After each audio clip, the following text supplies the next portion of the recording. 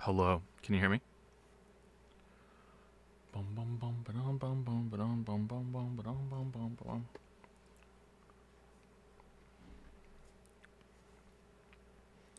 Please make Jom an emote. No. You can hear me? Do I sound okay?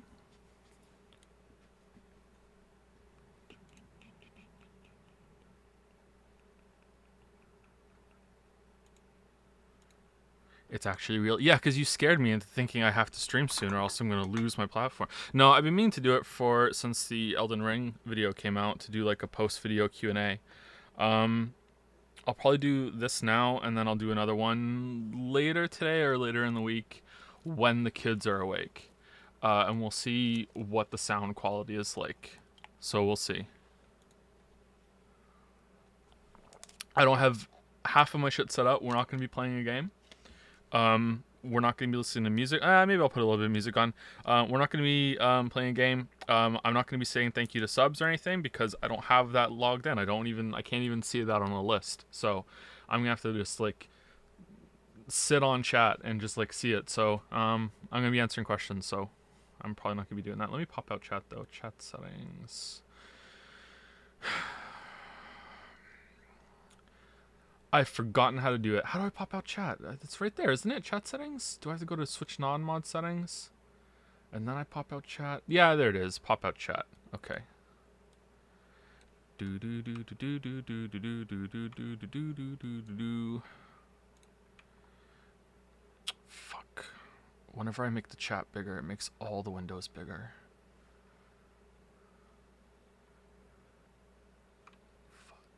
Okay, that's fine.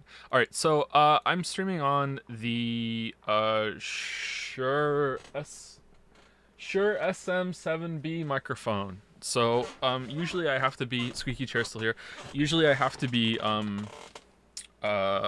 you misspelled impromptu. Did I really? Oh, fucking hell. I did. Oh no. Okay, well that just shows you how it's on purpose because that just shows you how impromptu it is. Is because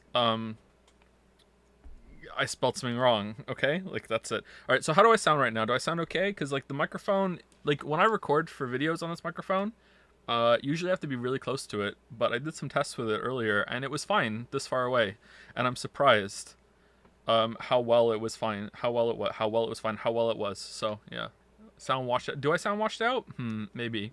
Or are you saying I'm washed out because there's been no content? Wouldn't that be washed up? Was this the mic for the Elden Ring vid? Yeah, this is the mic for the Elden Ring vid and the Witcher 2 and Witcher 3 videos. Um, it wasn't really calibrated all that well. Well, it was calibrated fine for the Witcher 2 video, but I fucked with the audio too much in post, and I'm not really too happy with the audio with that. Like, it's way better than the previous videos, but it's still not great. I think the Elden Ring video, the audio is probably as good as it's going to get for me, unless I like hire a sound engineer to do it. Did you finish building PC? Yeah, we're streaming on the new computer right now. So that's kind of what this is all about. Just setting it up, making sure that it's fine. OBS has this really cool thing now where when you launch it for the first time, it will it'll calibrate the whole thing for you. So it's pretty good. Just set all the bitrate for me, did everything for me. It was really good. So I'm in the basement. Everyone's asleep, apart from me and the dogs. So the dogs are down here with me, so you might hear them walking around. Yoshi and Gatsby.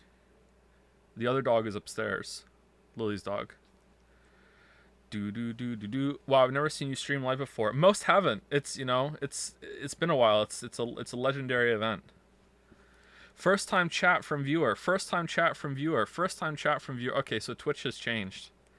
Holy shit. Joe, how's your sleeping schedule? Not non-existent. 2 nights ago, I got the first halfway decent sleep I've gotten in about 4 months. Like my sleeping is out of control. How bad it is. Like I won't lie to you guys. Like it's been awful, and I don't really know why. So yeah, it's been pretty bad. But 2 nights ago, I finally got a decent amount of sleep. Last night was I don't know. Do do do do do do do. Joe, I miss you. I rewatched all your vods. terrifying, terrifying. Even the Danganronpa ones, terrifying.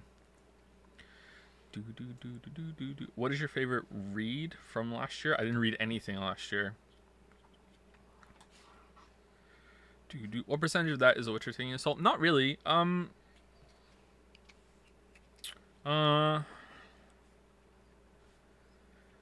it's mostly being a dad. Like, believe it or not, I still am enjoying making the project. It's just gotten very difficult, and like on some level I'm sick of it, obviously, because it's been going on for so long, and that's why the Elden Ring video was really nice to make, and it was nice to just actually get something done, and it was a big relief when people liked it, and it's been the second best video launch ever, and possibly the best video response ever. So it was a big relief to be like, oh, I can still do this. That's fun, because it's been a while. Hopefully I don't show the screen right now, because it's stuck on image, right? Yeah, it should be fine. Okay, so it's been a while since there's been some. It's been a while since you last saw Nanako. It's been a while since I released a video, but it's been even longer since I released a video that wasn't a Witcher video. So June 30th, 2019.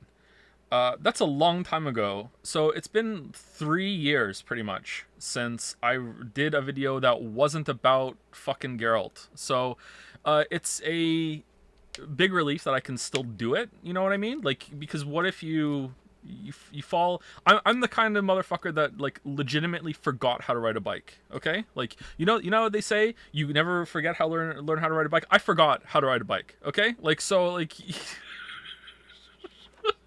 So it was nice to, have that experience, like, oh, okay, I can still make content, and I can make it somewhat fast, like breakneck speed for me, and a lot of people are surprised. But also, like, I used to make content pretty fast. People don't know this if they discover me later in the YouTube career.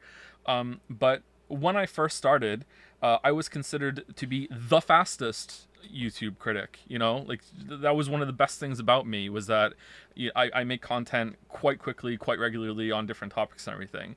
And then that changes as it went on. Like you go back, you can see why the old videos suck.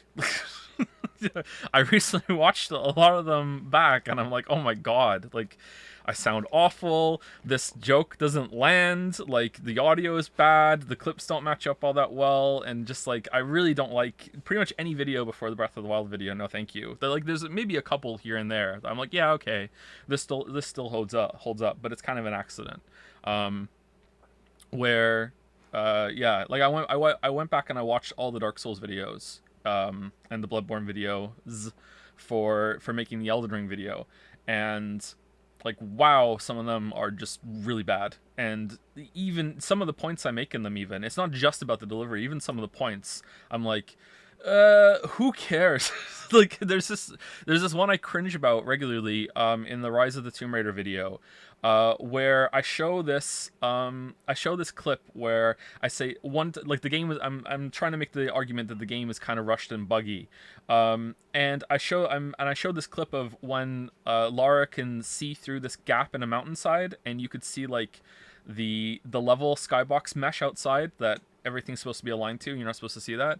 And I say that, oh, at one point I could see through the gap in the world, as if this is like slam dunk, wow, this was rushed. And I look back at that and I'm like, that's just like the tiniest little area. No one's gonna see that. Like, why do you care, Joe? Like who cares, past Joe?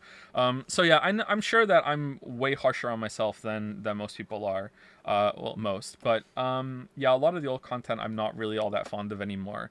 And that's part of the reason why a lot of the newer stuff takes so long, is because I fuss over it more. But that can be too much for sure. But there's also a benefit from fussing. Like I think the Elden Ring video is actually one of my best ones, even though comparatively to the later stage content I've released, I made it quite quickly.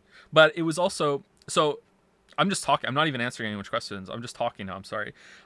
So the Elden Ring video was an experiment. It was like a vacation from the Witcher stuff, but it was also like, how quickly can I make this video, because I'm not sure if I can even make videos anymore going forward. Like I don't know, because of how my home life is right now, if I can even make the content anymore.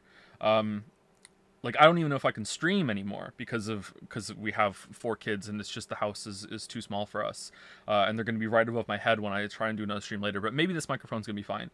So like I did an experiment, and it's like I thought it was a pretty fair experiment because it's like, okay, I know this series, I know these games quite well, I know I can talk about them and write about them, and I have a lot of experience to draw from. But at the same time, like the game's huge. Like it's a really like even if it wasn't a big open world game, the Dark Souls games or any Souls like games are usually very mechanically dense and very difficult to talk about. So it was a pretty good experiment of like I have a lot to draw from here. I know I'm gonna have enough to talk about, but at the same time it's not gonna be easy.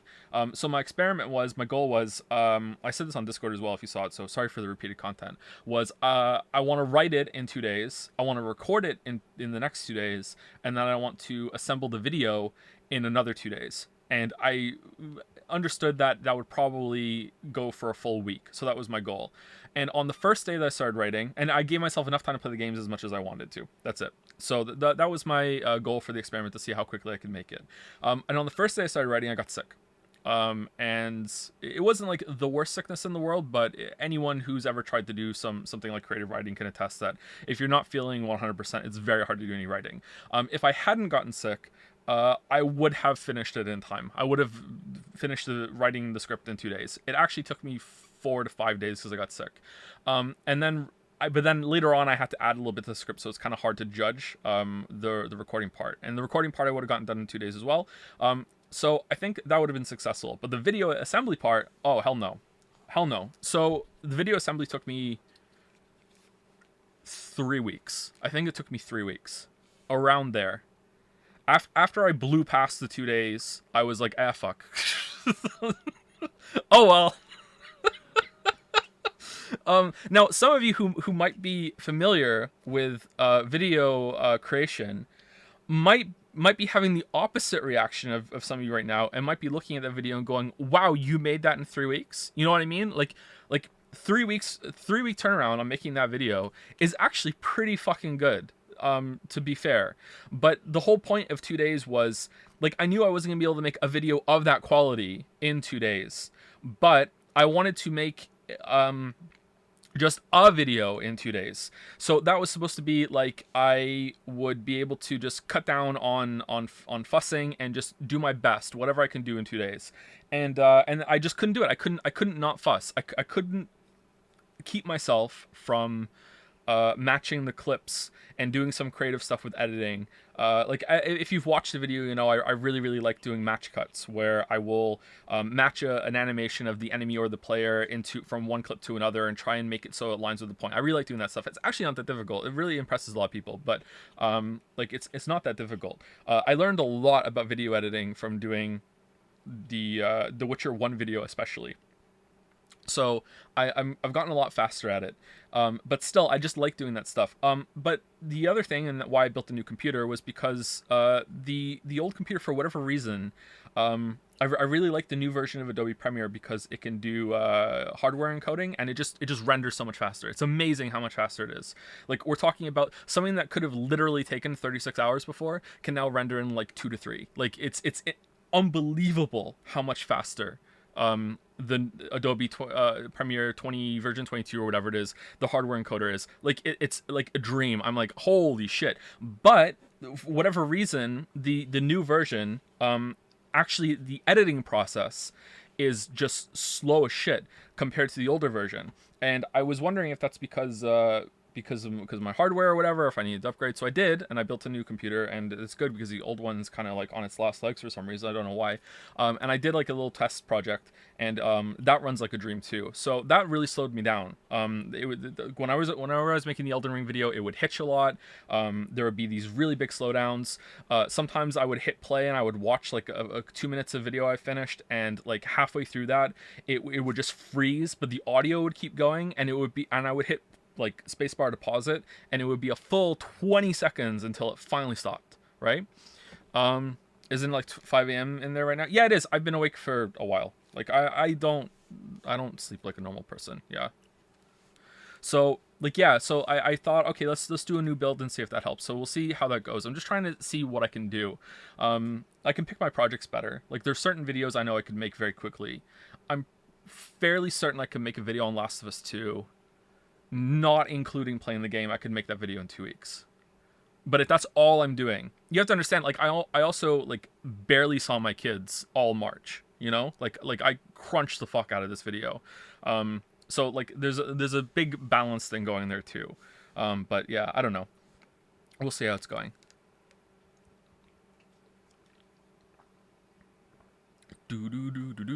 Steins Gate video will take 5 minutes. It sucks. Do you have a Ryzen CPU? No, I don't have a Ryzen CPU. I have an Intel one. I don't really like AMD. I had a bad experience with AMD, so I'll never buy them again, which is probably wrong of me. Don't take that as an endorsement of Intel or, you know, damning criticism of AMD. I have no idea how to do this shit. You know, like I just found out that I'm pretty sure for one whole PC build, okay, that I didn't even go into the BIOS and turn XMP on to get the to get the full speed out of my RAM.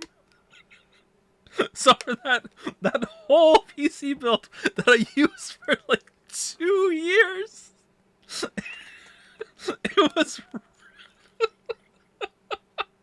it was running with XMP off. I had no idea. Like, god damn it. I also had to scavenge some fans from old computers and for this one, and I realized that like some of them I just didn't even plug in. Like there was the whole ass fan that just hasn't been running on one of the old computers. I didn't have any problems with temperature, so it doesn't matter. So yeah. Is Outer Wilds video ever in the project? I would love to do a video on Outer Wilds. So what I would love to do after a couple videos. So I have a couple videos I want to do. I can't remember what exactly they are. There's this one on the CD Projekt game. So there's those. So there's okay. All memes aside. So there's Witcher 3 and Cyberpunk, right? And then I would really like to do a video on Last of Us 2. And I've also sunk so much time into Genshin Impact that I really want to make a video on that too. But I haven't played the Genshin Impact in like, I don't know, 4 months now. It's been a while. Basically, I quit Genshin Impact so I could rejoin it, replay it, go back to it in a huff a couple months later, because that's just part of the Genshin Impact experience. There you go. That's a spoiler for you. That's a leak. That's actually in the script. So like after those, I would really like to do just, I don't know, at least 10 videos of just nonstop, like, I love these games, and I'm gonna be a little critical of them, of course, because I'm me, but like I just want to make positive videos for like 10 games in a row. So like Outer Wilds, Crosscode, some of my favorites, you know, like that I've played back in the day, you know, stuff like that.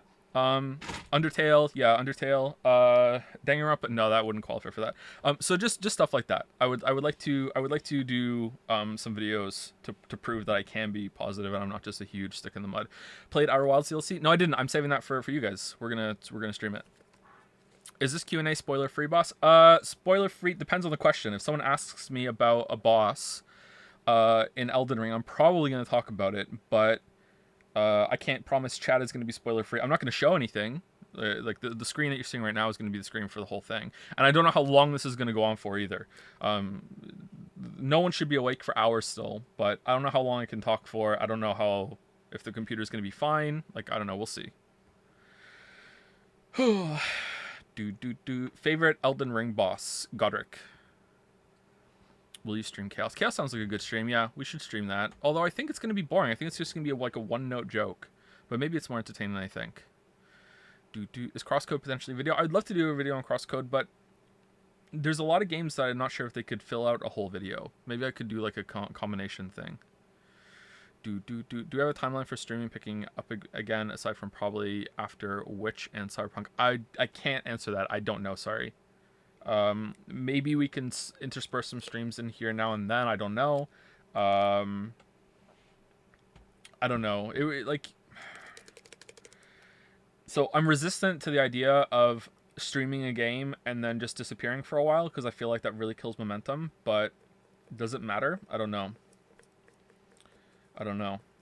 I feel a lot looser and flexible about things since the Patreon's gone. So maybe I don't care. Maybe I'm okay with that. Maybe I'm okay with like streaming a playthrough and then being like, all right, see you next month. Like maybe I'm fine with that. But like everyone's gonna have to know, you know, don't sub if you're not interested in that. But people are subbing in this stream when I told them not to. So I don't know. Which ending did you get? I got 2 endings. I got the main ending and I got the blue ending. There you go. That's a spoiler-free way of doing that.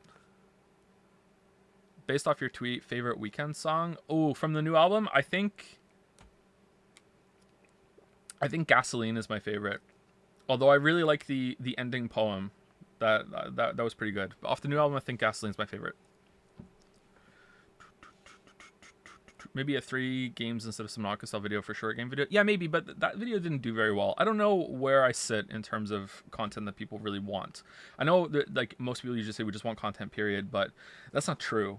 You know, I feel like the videos that people really want me to make are one of two. Either Joe goes really long into a series or a big juicy game with a lot of plot stuff and gameplay stuff at the same time, and you just do the whole shebang. Or Joe crucifies big new popular thing. You know, I always do it fairly, but I think those are the 2 things people want from me, and anything else is like, yeah, you know, it can be a good video and a lot of people could enjoy it, but it's not gonna get the clicks. You know what I mean? But that doesn't mean I always have to go for the clicks. There's lots of topics I want to do just for me, but when I have to start picking my projects a lot more carefully now because it's just so hard and maybe even impossible to do because we have 4 kids, it can be hard to justify doing them. I didn't like his voice on Gaslight. No? Oh, okay. I can see it's a bit different, yeah. That's the new one he did, Dawn FM, is the only album of his I've listened to the whole way through. This is The Weekend, by the way. I listened to the whole album and I liked lots of it. I like I Can't Feel My Face When I'm With You. That's a pretty classic one from him. I don't really like Starboy. And what's the one where he's like Save Your Tears for Another Day? That one's pretty good. And after that, I don't think I know any of his songs. Did you face writing block sometimes? I don't believe writer's block is a thing. Is it harder to write sometimes than others? Sure. But writer's block is usually what some people say when they're experiencing something as a way to maybe not tell you exactly what they're experiencing. Like there's like writer's block sounds like a medical condition. Like, oh my God, I have writer's block. I'm such a fucking writer. Like no, it's not really a thing. You, of course, there are gonna be some days where you don't want to write, and some days you just have to force yourself. You just have to. I've said this on stream before a few times. One of the most like poignant quotes that I've heard about this is from the late poet Charles Bukowski, and he said that he said in an interview, and he also said it in a poem. You know, sometimes if you have to wait around for the words to come out of you, you're never going to actually do anything. But if you are the person who has to do that, then you know, wait patiently. But sometimes you have to force it out. But then he also said in an interview once, while drunk, because he was Charles Bukowski, that the best writing that you have is like a hot beer shit, where it just comes out of you effortlessly, and you just feel so satisfied, and you feel so much better once it's out of you. So it's like, you know, like that's when writing comes out. Now, I used to think that was right. So, and me and Lily have spoken about this on streams before, where we said that, because Lily also writes, and I wrote fiction before, so it's not just always nonfiction I'm writing, is that the best writing you do is when it comes out of you effortlessly, and you enter like a flow state of writing, and that's when you do your best work. I used to think that, but there's been lots of writing I've done, both fiction and nonfiction, where I have forced it, and when I've read it back a long time later, and I can't remember what parts came out effortlessly and what parts I forced, I can't tell the difference. So I think for some writers, for sure, that's the case that it can be, but it isn't for me. You know, like you can force something out and it can be good, and I'm pretty sure goes for all forms of art too. I'm sure there's lots of visual artists that sometimes just sit down and just force themselves to do something and it ends up being good. Maybe you can force yourself into a flow state. I don't know. Flow state just feels good in my MIO regardless of quality. Yeah, you like. I mean, you can go into a flow state doing the fucking dishes, man. Like a flow state is not, you know, unique to artists. You can go into a flow state just walking, just going for a walk, and you get into like a daydream, you know, mode and everything. Like, yeah. But that's a little different than like an active flow state, you know. Bum. Have you played the third Tomb Raider game, the new one? I have, but I don't think I finished it.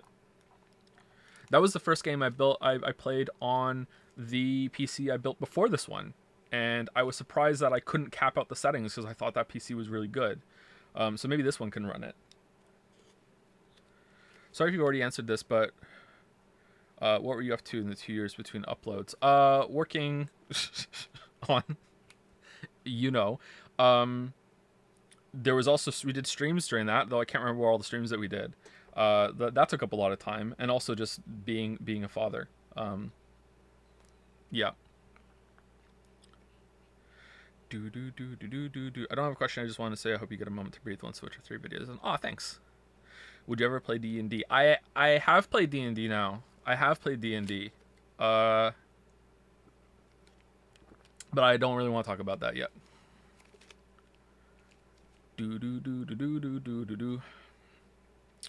How is that, to be honest? I have one kid and it is exhausting. So, one kid is hard. You have your first kid and you're like, oh my god, how the hell did I not realize I didn't have any time before? And I had so much time to get things done, I didn't realize it. When you have a kid, when that kid is now taking up all your time, it really like soaks it up. And then you have another kid, and after you have a second kid, you look back and you're like, oh my god, I had all that time when I only had one kid. Why did I not get everything done? And then you have a third kid, and that doesn't happen again with your third kid. So that's when it compounds.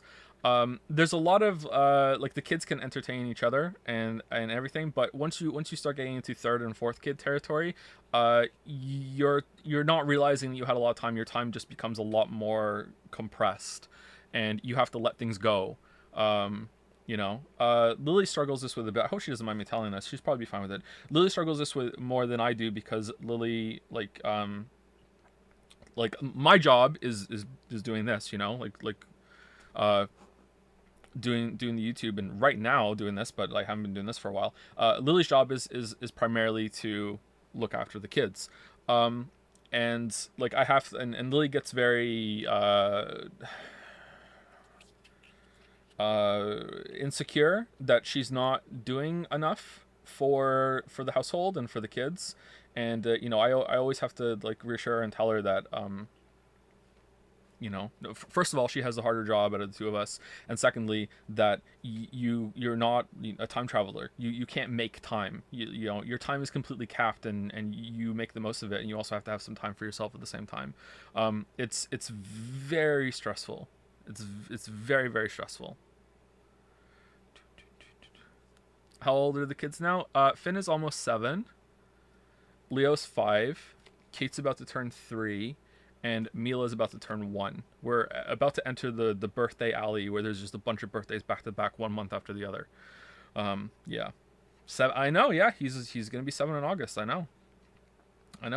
So remember that, like, the YouTube channel for me started after I became a father. Like, I was already a dad when the first video came out. Barely, but I was working on the first video, like toward the end of the first pregnancy. So this has always been a balancing act and a juggling act for me, and I always knew it was going to catch up to me, and I just didn't know when, and I didn't know how hard. And to be honest, it caught up later than I thought. I thought that it would catch up much sooner than it did. But when it did catch up, it hit way harder than I thought it was going to. And that's the primary reason why the Patreon's gone. Like, a lot of people seem to think, and I was really tired of like qualifying things on Twitter and everything, so I didn't want to say this. But I can say it on stream because it's fine, because I can add more nuance and respond to people actively here. The Patreon's not really gone because of the comments and everything. The Patreon's gone because like I don't feel like I can do enough work to justify it. It's not about like the negative reaction, although that certainly doesn't help. But like on my end, like it's gotten to the point where I just don't feel like it's enough work to justify keeping it up, and I feel a lot better with it gone, to be honest. So I'm really happy. What negative reaction? Some people are like, you're leeching money from people, even though it's completely voluntary. But like, I can see somewhat where they're coming from. It can easily look like the person doesn't need to do any work because they have that guaranteed coming in all the time. And I could switch it over to per video, but at that point now I'm incentivized to make videos that are shorter. Do I and then it gets really complicated because it's like, okay, well, but you don't have to make it per video. You can make it per 1 hour of content. And then I'm like, okay, yeah, but now I'm incentivized to bloat my videos instead of making them short. Like, and what if I just want to add, like at the end of the Elden Ring video, like there's an extra 10-minute part where I just talk about things I forgot to put in the script, and I could have easily made that another hour long. Like there's so many points I forgot to write, and I just cut them out. So like, and I would like the flexibility to be able to do that. So it's like at that point, like, would I feel bad doing it? Would I be like, oh, that doesn't count? Now I'm looking at content and I'm like, okay, well, what is an hour of good content compared to an hour of lackluster content? Like, does something like the Fallout 76 glitch video count? Well, is that like every 20 minutes of that is sorry, every hour of that is worth 20 minutes? Like it's just fucking just get rid of it. You know what I mean? Like, if I have to if I have to bring it back because YouTube changes big time, then I will, but I hope that I don't have to. I basically, on my mind, I'm paying for previous videos I watched because of joining. Like, yeah, that there were a lot of people like that too, and a lot of people want to be able to support that. But it's okay. Like, it doesn't. It's not all that necessary anymore either. Like, I don't make an absurd amount of money from YouTube, like the ads, but I make enough money. You know what I mean? Like it's also like the Patreon is funding more content. It's a good safety net, and it can definitely help, especially when there's really bad months. Like the good months on YouTube aren't always guaranteed. But the Patreon is funding the creation of new videos isn't really true. But I don't know if that's true for a lot of other content creators as well. Because I don't know what my ad rates are like compared to others. Like long form seems to do quite well, and maybe that'll change one day. I don't know. Is YouTube your main income? Yep. Has been for a while. Which video brought in the most people to the channel? I was reminiscing about how I came to know you, and it was just an algorithm recommendation for you. The Witness video. I actually wooted in delight seeing that you had uploaded the Elden Ring video. Oh, thanks. Okay, so the biggest difference was probably No Man's Sky. No Man's Sky made the channel. Over time, probably the Fallout 4 1 year later video has brought in the most people. The videos that have done the best in terms of views have been the Witcher 1 video, Witcher 2 video, and the Elden Ring video in terms of launch. But in terms of like long term, you can go and see the channel like yourself and see the list, like the Last of Us video and the Uncharted video together. Those are the videos that probably brought in the most people. But the biggest like spike has been for No Man's Sky. No Man's Sky made the channel. Would you make a mostly positive video on Celeste? I would love to, but I don't know if I could talk about Celeste for more than 10 minutes. It would be hard to... Yeah, I don't know. I don't know if I could. Like, Celeste would be... this is a problem I'm dealing with, actually, when it comes to praising a lot of games, is that the way I'm looking at games lately is mostly about going into an active flow state, going from neutral. So there's... The thing I realized when I was playing Celeste and then The Messenger is how much of these kind of games that I enjoy going from effectively when you're standing flat, character flat on the floor, right? And these platformer games make you go in the air, and basically what can you do before your feet touch the floor again? And that is like the flow state of platformer. So Celeste makes you do this crazy shit with combos and everything, extending your jump, giving you more jumps, hiding on walls, launching yourself off walls, that sort of thing. Sometimes you won't even stop on the floor; you just have to keep on running, and that just extends like the chain and combo that you're in. And the Messenger is like that too, with you juggling yourself. And Hollow Knight is like that as well, especially with with regaining your dash when you hit somebody, regaining your double jump, your air jump. And that kind of gameplay is very similar to when you get into a flow state playing like Devil May Cry, you know, and Elden Ring and Sekiro. That's those sort of games. Doom Eternal, where you are just like constantly, you start off from neutral, and it's like, how long can I keep chaining my moves and my gameplay decisions without having to go, okay, I have to run around a corner and wait. And the really great thing that Doom Eternal does, and Sekiro does actually, they're both similar in this way, is that when you get a glory kill in Doom Eternal, and also when you actually get a death blow in Sekiro, it's like you get that kind of return to neutral moment of like a breather, like, but it's like it's only like a semi, like full on nude one, like where you can decide what you're gonna do next in this moment of brief invincibility, and you can just chain it back to the continuing on. So it's like it's not like a full stop. It's just like you slow down for a second, and it feels really good, and then you just keep on going. And that's pretty much how I'm viewing a lot of games that I really like lately in terms of gameplay. And like I can't really say that better than what I just did live on stream. You know what I mean? Like that's the video, right? Like how can I extend that to a 10-minute comment to plus 10 minutes on Celeste, you know? Like so I'd have to just like talk about a bunch of games that are like that. And that's really how I enjoy action games lately is getting into that kind of state where you are allowing me to have a ton of different responses. And where Celeste is really special is that Celeste only has like two inputs. Like you have dash and you have jump. That's it.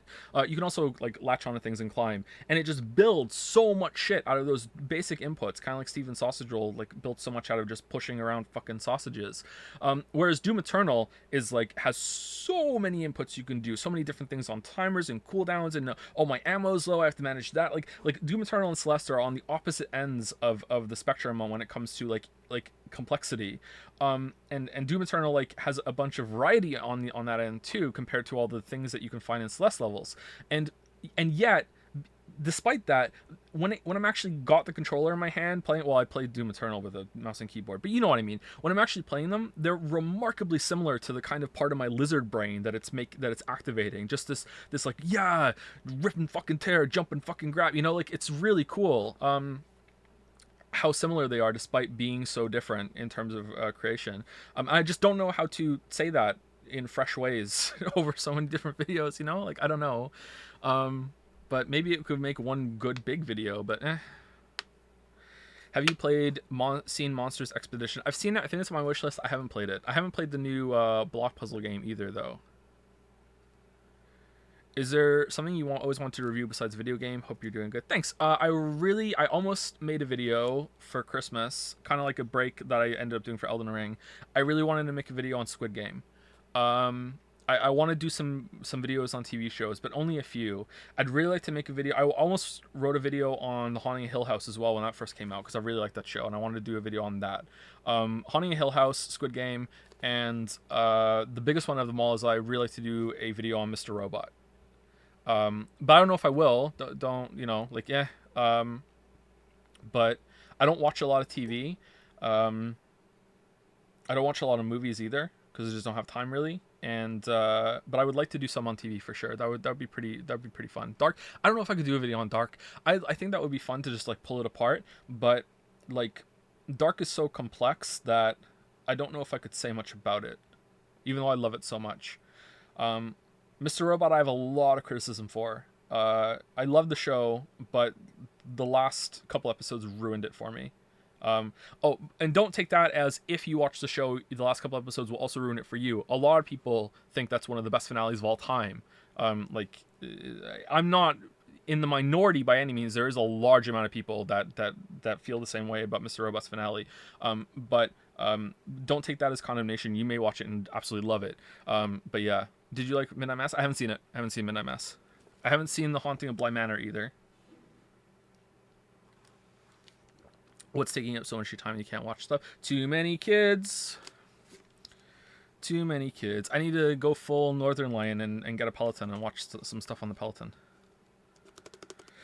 Thoughts about making more short videos like 3 alternatives for No Man's Sky where you briefly review recommendable indie games? Someone asked this earlier kind of, and I don't know where that would fit on the channel. A lot of people don't know this because I know this because I said it on Discord the other day, and people are like, wait, what? If you release too many videos that people don't watch, YouTube just kills your channel.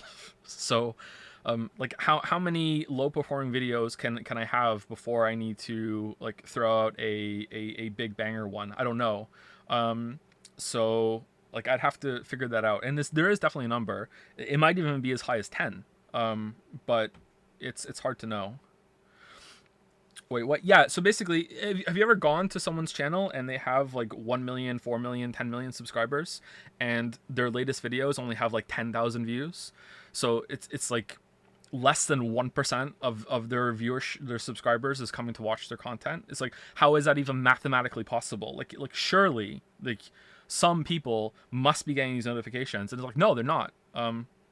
They're not, because your videos perform so poorly and people weren't clicking on them, that eventually they just like stop getting sent out, stop getting sent out, stop getting sent out. So like there's a certain level, and I kind of don't blame YouTube, because people don't tend to unsubscribe to channels.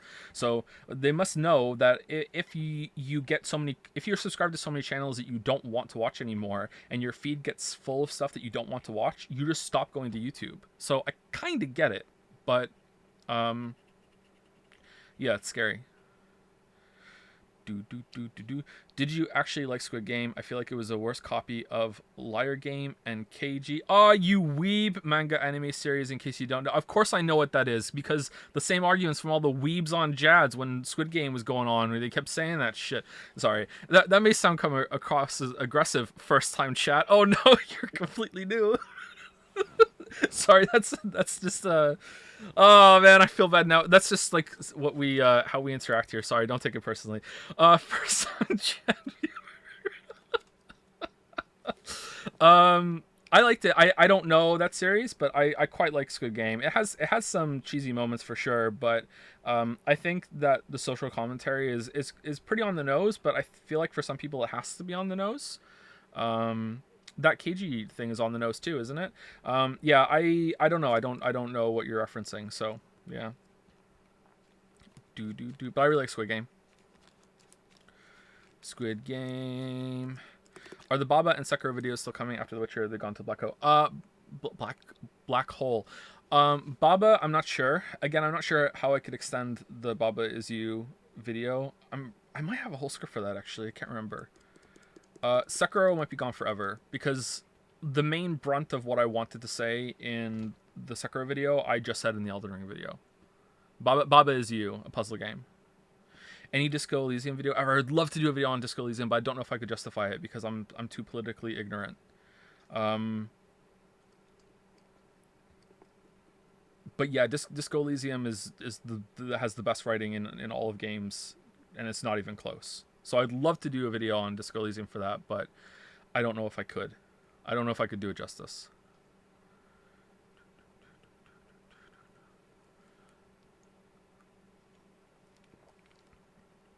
Are you a crier in intense emotional moments, i.e. Interstellar, when watched the videos? Oh, I can't say that because it's a spoiler. No. I can't remember the last time that a movie made me cry. Maybe not ever. But recently there was a song that completely destroyed me and was making me cry. There's a. Do you know the guy who plays Dandelion in the Witcher series? He has a band called The Amazing Devil, and I really like that band. I found like I'm might even be my favorite band. Like, I love that band so much. Like, I love that band so much. On a second screen right now, I have one of their songs open, paused on YouTube. That's how much I love that band. And they have a song that's about being a parent, and it just completely destroyed me and made me cry. In fact, it completely. And I'm not a crier, so that's why it was so weird. It was very unsettling to experience that. Just to get just fucking just sucker punched by a song. Like, I couldn't listen to that song without crying for, I don't know, maybe 8 or 10 listens. Like, it was that high. It just completely destroyed me. What was the band name again? The Amazing Devil. They have 3 albums. It's the lead singer is the guy who plays Dandelion on the Witcher show. Crying is fine. Yeah, I agree. Crying is fine. I have no problems crying. I just not a crier. That's all.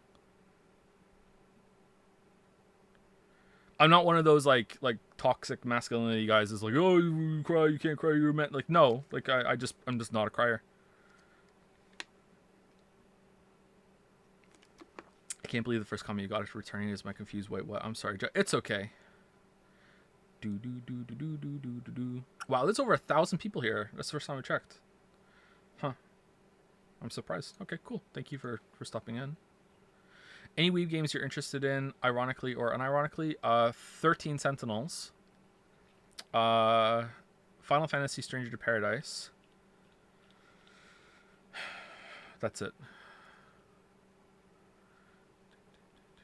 So did you cry when you were reading the Witcher books? Of course, yeah.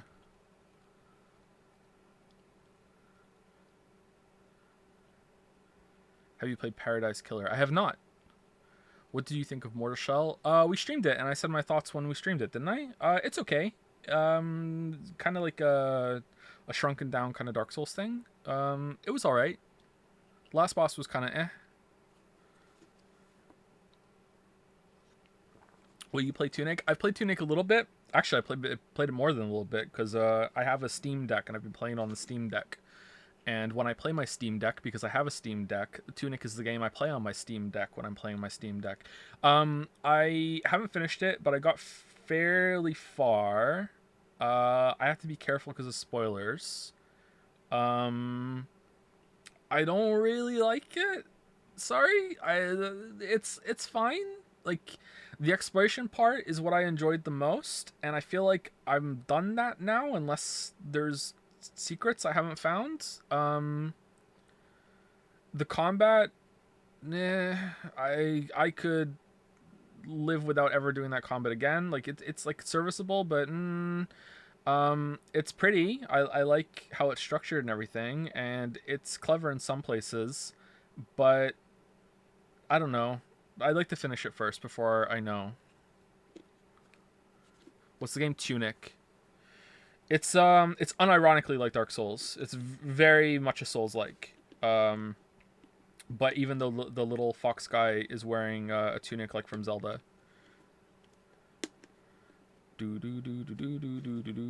Everything. It has bonfires. It has bloodstains. You know. All right, Joe. Gotta go take care. Hope you stream again soon. See you later, Zalt and Peace Envoy. We'll stream again at some point during the week when the kids are awake, and we'll see what the sound is like. Can you hear the heater in the background? I'm in the basement, so it's freezing down here, so I have a heater on. You guys can hear it, right?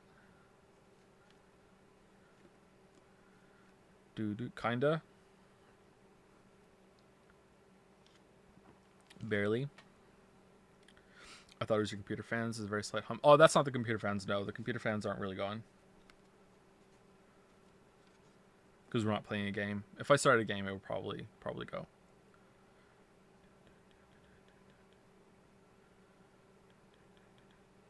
So interest in Souls games is dead? What? Oh, yeah. Yeah, pretty much. Like obviously I'll still play them for the exploratory parts of them, but I played Souls games for two reasons: the exploration and the combat. And for a while, it's been mostly about the combat more than the exploration, although Elden Ring really brought that back to the forefront. So now, if they were to announce Elden Ring 2 or Dark Souls 4 or another game that is not like Bloodborne or Sekiro, like I would watch the trailer. I would be interested enough to check it out to see what they're doing. But my excitement would be very much muted. I would be like, okay, I have to before I can get excited, I now have to get to this place where I can see that they're actually responding to the problems that they've hit in the series and aren't just doing more of the same. Because if the series going forward is about using like everything that you have available to you, and like if you're going melee only and you have to hit trade, that sort of thing, I'm just not really that interested. Sorry. Like I'll still play them for exploration and just to see, but I'm really over it.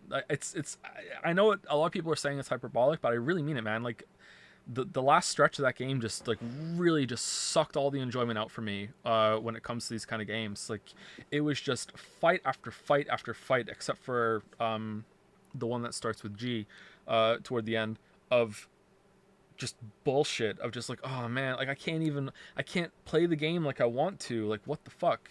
So yeah, I was pretty disappointed.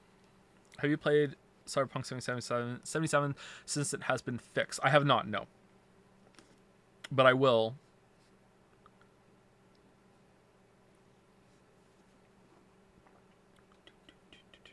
Would a return to the actual Dark Souls formula not reinvigorate your interest? It could. It depends on how it's done. I'm not against them doing more open world stuff, but they need to change the combat significantly. And I don't think them going back to that would work because, like I say in the video, they've hit the limit of what they could do with that design. They have to expand it, and that's what Elden Ring was trying to do, and they just did it in possibly the worst way they could have done. Did you play Lisa the Painful? We played that on stream, didn't we? Or is Lisa the Painful the sequel? No, we played Painful. I remember Lisa the Painful RPG. Yeah, it's on YouTube if you want to watch it. Were you open to streaming more Yazuka, or was the ending of the Zero streams too sour? No, we can do that more of that. Sure, yeah. If people want to, we can do that more of that. It was on the list for the voting game. Yeah. We skipped the Joyful. Yeah, we did. That's it. Joyful is the one we didn't do. Where are you from? Right now, I am unfortunately in New Brunswick, Canada. Before that, we were living in Toronto, Ontario, Canada. And even before that, I was born in Wales, UK. I am British. Which is why one of the reasons why I have trouble pronouncing some words sometimes. Do Outer Wilds DLC? Yeah, we'll stream that at some point. I haven't played it. I've been saving it for you guys. I know nothing about it. I had to ask someone because I needed to get footage for the Elden Ring video, right? I had to ask someone like, here's what I want to do for footage. Am I gonna see any of the DLC? And they were like, no. I was like, okay, cool. I was that careful about not wanting to see anything. Do you love flapjacks? I don't know if I've ever had a flapjack. How excited are you for God of War Ragnarok? You know what? Not at all. And I should be, right? But I'm not. I was thinking about that the other day. What is a flapjack? Flapjack. I spelt it fapjack. God damn it. Flapjack. Fluffy flapjack pancakes. I would try these, but I don't think I would like them. I was going to actually play Ayaya, but my audio is set to 0, and I don't know how the audio is configured on this setup, and it might have actually blown out all your speakers, so I didn't do it. So there you go. You're welcome. I would have done it if I was comfortable with the stream setup. If you were willing to play other games aside from streams, review materials, what would that be for now? You mean if I was to stream a game right now that was not on the voting list and was not for review, what would it be? It would be Resident Evil 8 and it would be the Chaos game, I think. Those were the two I would play. After that, I'm not sure. What PlayStation 5 exclusives have you played? So I got PlayStation 5. I used my Nagito luck to get one in December. I walked into a GameStop, informed the cashier that I'm technically their boss because I own a significant amount of stock, and then demanded a PlayStation 5. And she was visibly aroused that I own so much of the stock, and said, "Yes, sir. Here's no. I don't own any GameStop stock." What actually happened was that I was out getting Christmas presents for the kids, and I went into GameStop to see if they had any video game toys because the kids are just video game mad, especially Mario and Minecraft. And while I was there, I was like, "Do you happen to have a PlayStation 5?" And they were like, "Yeah, actually, we just got one in." And I was like, "Oh." They're like, "Yeah, we just got it in like 10 minutes ago." I was like, "Oh, okay, I will take it." And I got it. And on the way home, someone tried to steal it from me. That's not a joke. And then I got home and it just sat in the bedroom for weeks until it finally got set up, and I let Finn and Leo play Ratchet and Clank for a little bit, and man, that game is fucking gorgeous, huh? Have any of you played that game? That is like a playable Pixar movie. Oh my god, that game is just visually just like, wow, what the fuck? Like the gameplay, I don't know, I didn't play it, the kids played it, but like I was like just staring at the screen like, holy shit. Like this is just a playable Pixar movie. And yeah, so they played that for a bit, and then I put it back in the box because I knew it worked at that point, and I didn't bring it back out of the box again until I needed to record footage for the Elden Ring video for with Demon Souls and Bloodborne. So there we go. The built-in recording feature on the PlayStation 5 is so much better than the PlayStation 4's. It was really nice to use that. And that's it. I haven't played Returnal. I haven't played the Demon Souls remake past what you saw in the video. Like I only played it for a little bit. I didn't finish it.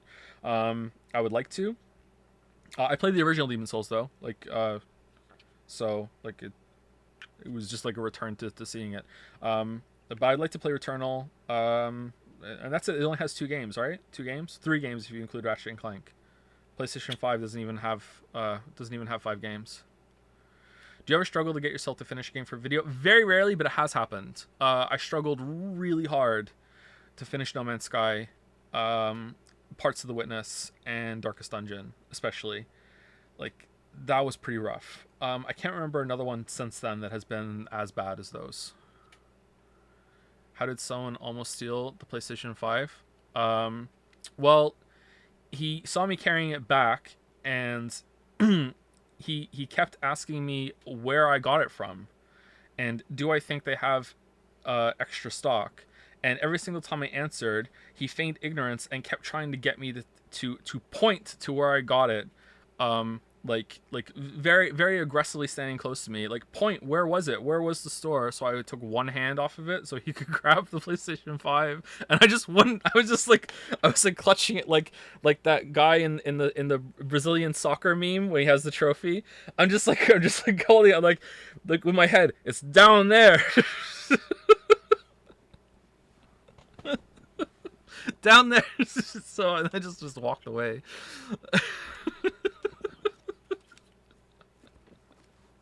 I don't know for sure. Like, he didn't actually attempt to steal it from me, but it felt really sus. Like, I was getting a lot of personal attention. He was relentless in asking the same question over and over again. He looked a little nervous, but you know, like, I'm me, man. I'm me. I thought Canadians were polite. Not in New Brunswick. It's pretty rough here. We're not happy here at all. Moncton has gone downhill, and it wasn't even that great before. Do you play any games or introduce them to your kids? You mean specifically, do I ever like sit down and show the kids a game and then have them play it?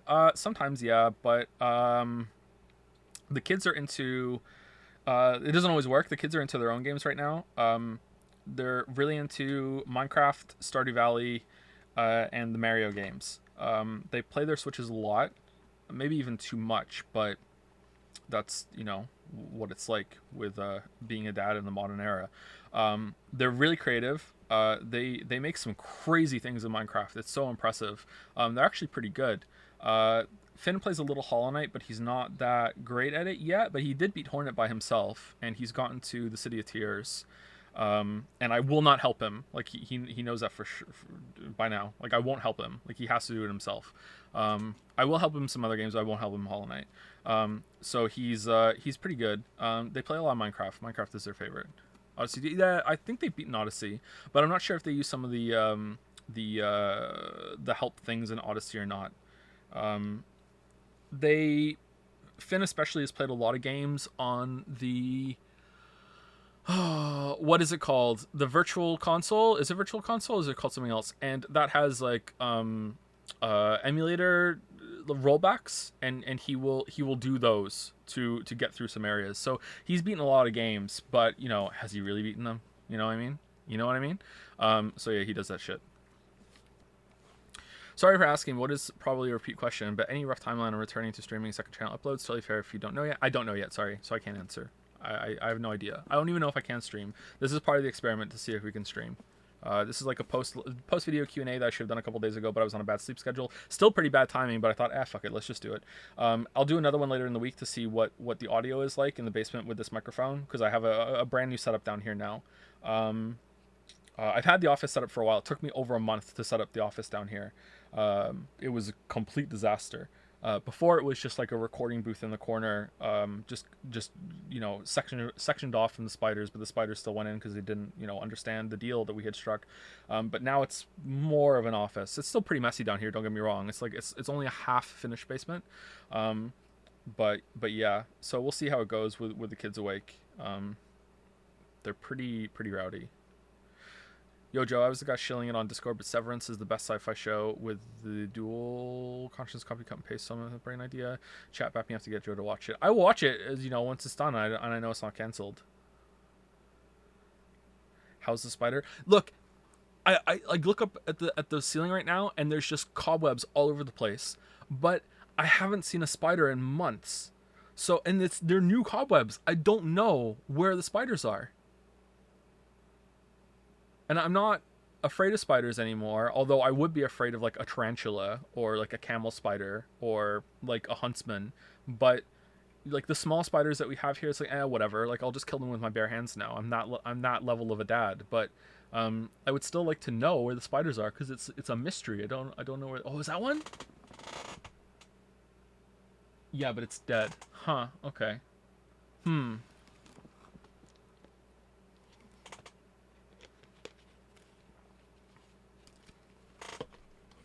Okay, so let me ask you because of the microphone.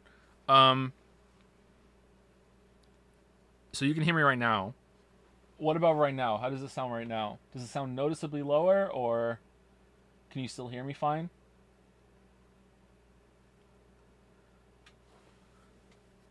Pretty bad. So that's with my head turned. Okay, how about now? This is probably better, right?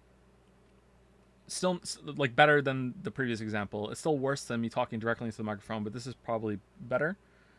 But this is the best as I'm talking right now, right? Okay. So this microphone is more sensitive than I realized, but I still need to watch where I am for talking. Okay. It's weird. Audacity is really finicky with this microphone. I have to be like nose touching it almost for it to record properly, but here it's working better. I wonder if there's something wrong with the Audacity settings on it or something off with it. I don't know. Okay.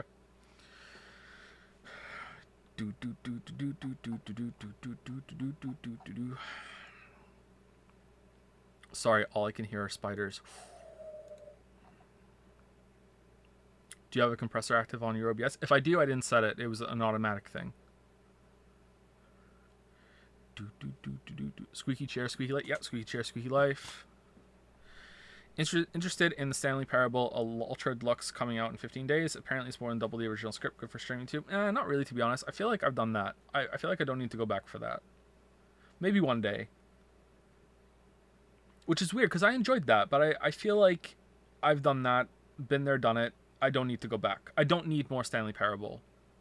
Anyone else with me on that, or no? I hope you like it if you do want more Stanley Parable, but What about Deltarune Deltarune Chapter 2? Nah, we'll do that when it's all out and done. And I don't want to have the Deltarune fight again with chat. Are you using a preamp for the mic? They're pretty necessary for sure. Do you mean the red little box that I have it plugged in, or do you mean the blue cloud lifter thing that I have? Because I have both of those. I don't really know what these things are called. Like, I did when I built it, but I've, like, as soon as I was done, I was like, don't have to know that anymore. Delete. So I think I have that, but yeah. The blue cloud lifter thing. Yeah, I have that. That was surprisingly expensive for how much of a little thing it is. Like, it works great. I tried it without it, and then I tried it with it, and I was like, oh my god, this was definitely worth it. But it's surprisingly pricey for this little dongle thing. Redbox sounds like a Focusrite Scarlett. Yep, that's it. That's the one. Generation 3. Did you play the Outer Wilds DLC? No. Okay, so people really want me to play that. No, I haven't. I've been saving it for chat. Regarding difficulty scaling in open world games, would you prefer a game that transforms areas while progressing in the open world, even if you had not found said area yet? Forgotten Crossroads to a bigger extent. No, but I wouldn't. That would increase replayability. It depends on the game. Not really. Some people have even though I put it in all caps, stretching across the screen, optional in the video, some people don't realize what I was saying there, and you know, like, it's fine if you don't want level scaling. You know, there's been this big, huge backlash to that point. I say huge. Why do I exaggerate like that when I'm on stream? It's been one of the biggest disagreements in the video. Let's put it that way. So it feels like a bigger disagreement than it actually is, because I see it a lot when I scroll through the comments. You know, I definitely understand why some people would like to be able to get stronger and just steamroll an area. Like that's the common argument, is that that's a perk of RPGs, is being able to just come back later and just be a god, and they like that and they don't want to be taken away. And I 100% see where they're coming from. That's why I would like it to be like an optional thing in the menu, so I can still have that experience and scale up. But even I'm not really that happy with scaling. Like I say in the video, I think once or twice that I don't think these ideas are particularly great, and I don't know if there is a really good idea. But in the Witcher 3 video, I talk about a similar issue. So Witcher 3 does have a scaling option. But it's bad because, for two reasons. The first is that when you scale up things in Witcher 3, they still don't give experience. So if something is below you in level enough in Witcher 3, when you kill it, it literally gives you 0 experience. It doesn't give you 1, it gives you literally 0. So you are scaling. So when you scale things up to your level, it still gives you 0 experience, because it thinks you are, because it remembers what it should be in the area. So you are scaling it up for no reward, for no reason. Now that would be good still, though, if the combat was good, but it's not. So you're making things like a sponge, like a HP sponge, for nothing. Like, it's not like making it harder makes it more fun. It isn't. So if they didn't scale the rewards up in Elden Ring, I would still be like, yeah, this is still pretty good though, because hey, the combat's good and I like struggling against the enemies. But I would still probably like them if they were if they gave better rewards too. But I still don't know if that's the best way to do it. But in the Witcher 3 video, I also talk about how the idea of just removing all the leveling stuff at all, and that could work for Witcher 3, because Witcher 3, when you level up in Witcher 3, you don't really get that much more powerful. Like, your gear is the big source of stuff in Witcher 3. Now, you do get more powerful when you level up because of level scaling differences, and I talk about that a lot in the video. But in terms of actual, like your life and your attack damage and everything, it actually doesn't level up that much. When you level up, you don't get that much more powerful in terms of like raw stats. So Witcher 3 is actually like a really good example of a game that didn't need levels in terms of power level. Like the whole game, like all the bears could have been the same power, and it would have been fine to balance it around that. And all the soldiers are the same power, and it would have been fine to balance around that, and it would have been fine the whole game pretty much. Whereas Elden Ring, you can't really do that, because some people suggested that in the comments too, and I don't really agree, although I would like to see it done just to see if I'm wrong, because I could be. Would be like, could you get away in Elden Ring of, this is just the power level of this zone and that's just how it is, and it's always kind of a challenge.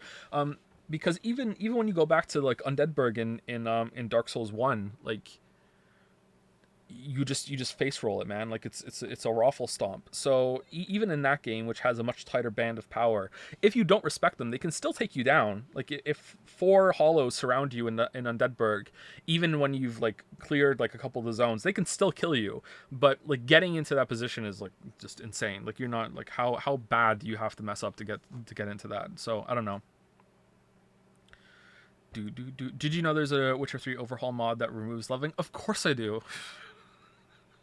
Of course I do. Dude, like, how long ago was it? Like, maybe 2-3 years ago, I was like on Nexus mods, looking at all the mods on The Witcher 3, just staring at the abyss, like with my finger on the mouse ready to download, going, do I really want to add that to the video? Do I really want to go down this pit of also I played the game twice more with mods on? And I was like, no, I have to cut it somewhere, and I didn't do it. So like, I know about that. I know there's a Witcher 3 Enhanced Edition that I think was even made by someone who worked on the game, right? Like an actual dev that worked on Witcher 3, like, did something. And I remember reading through it, and I'm like, oh my god, this guy probably is going to do a bunch of balance changes that are going to be really good. I'm really interested in trying this. And then the patch note below it was increased falling damage. So I was like, nope. Nope. Nope, not doing that shit. Nope, nope, I'm good. Nope, fuck you. You increased falling damage. You increased falling damage. What? Like, nope, I'm good. So, I didn't do that. So that was one of the reasons. Who the fuck wants that? Do you have any thoughts on the constant ambient music in Elden Ring? I found it kind of jarring compared to the previous games. Yeah, I didn't like it either. This is one of many points I cut out of the script, and by cut out of the script I mean I forgot to include from my notes. So every area apart from Caelid, the music got really grating, and I think that they shouldn't have had it. Kayla's music, for whatever reason, like had this ebb and flow to it, where as you're riding around and you get that kind of surreal, off-putting like ticking sound in the background, the like it really added to the area, and I never got sick of that. Whereas in Limgrave, in Liurnia, in all the rest of them, there was all of those ambient tracks have kind of like almost like a little whine to them, like a little like na na na na, and that just like stuck in my mind, and it was just this really like broadcasting that whenever that happened I was like, hey, there's the ambient music, like hitting me in the head, like tapping me in the head, going like, hey, remember that, listen to the music. And it always made me think the previous games didn't have music, and it just kind of looped back around. So maybe if the other games had music too, I would have been fine with it. Maybe it's the difference between the other games not having music and this one having it that's the problem. I don't know. But yeah, I didn't like it in any of them except for Caelid. But that's not really an important take, I think.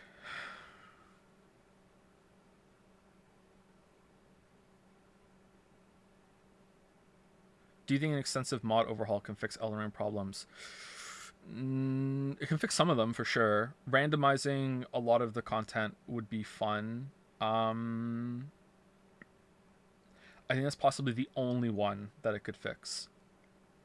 You can't really fix a lot of the boss timings unless the mods are a lot more powerful than I realize they can be. I know that some people have modded those games to like change enemy locations and also add whole new enemies, so maybe, but I don't know. I know I'm beating a dead horse for this one, but Persona 5 Royal, any chance you'll play? I would like to stream that, but that's a huge commitment, so I don't want to say for sure. I would like to for sure do it, but I can't say for sure that we'll stream it. Sorry, because that's really that's a lot of time. How was your Peloton ride? Thank you. Pretty great. Thank you for asking. Pill me, freeze me.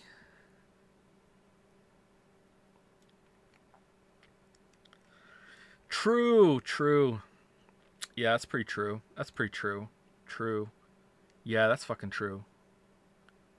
You piece. Why didn't you use a Twitter thumbnail for the Elden Ring video?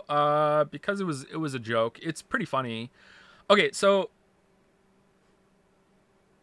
it doesn't really match the rest of the channel. But also I kind of feel bad for Will Smith. Like, obviously I feel bad for Chris Rock as well, but from what I've seen about, like, I didn't even know who Will Smith's wife was before this because I just don't care. But like, how could you not find out about some of this stuff just from like osmosis in the follow-up of this? But like, the things I've seen, there was a video that was posted of like his wife, is it Jada or Jada? It's Jada, right? Of Jada like filming him without his consent in his house so she can post it on Instagram or whatever. And he is like telling her he doesn't want to be filmed, and she doesn't stop filming him, and she still posted it. So like that sort of thing, like I was like, holy shit, I feel bad for Will Smith. So like I feel like I don't feel like Will Smith is in a very good place, and that kind of lashing out is really indicative of that. And I don't want to talk anymore about it because I don't know his business. So, but yeah, I feel kind of bad, and I don't really want to contribute to that more than I already did. But the thumbnail was very funny because it was so topical. But yeah, Can you go into a little bit of detail in regards to your opinion on Malekith? I despise that boss and want to feel validated. Like I want to, but at the same time, like I said in the video, I'd have to go through it a lot more to see. But like the clip I showed where he jumped up in the air, did a flip, landed, exploded, and then went back into the air and flipped away. Like that was when I just went. I just went. Okay, fuck this. That is why I was like, fuck this fight. I'm just gonna run at him and hit him as much as I can. And like I killed him like within 3 attempts after that. I was just like, fuck this. I'm just hitting this guy whenever I can, and I'm just gonna trade. You know, like I just like fucking hell. Like so he's just. I've heard. Okay, so sorry, I'm all over the place right now because I'm not used to streaming, and there's a lot in my head about the video. Okay, so what a big point that I regret not saying, out of like 20 or 30 of them, is that I did not talk about the Godskin duo fight. And I really regret this for a couple reasons. Because one, I could have said the hot take that I think Godskin Duo is one of the easiest bosses in the game, and that anyone who had trouble with them is just a scrub.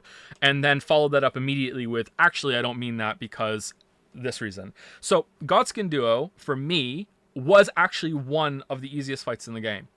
Now, I saw people fight that boss in Discord, and I've also seen other people fight that boss on recordings on YouTube.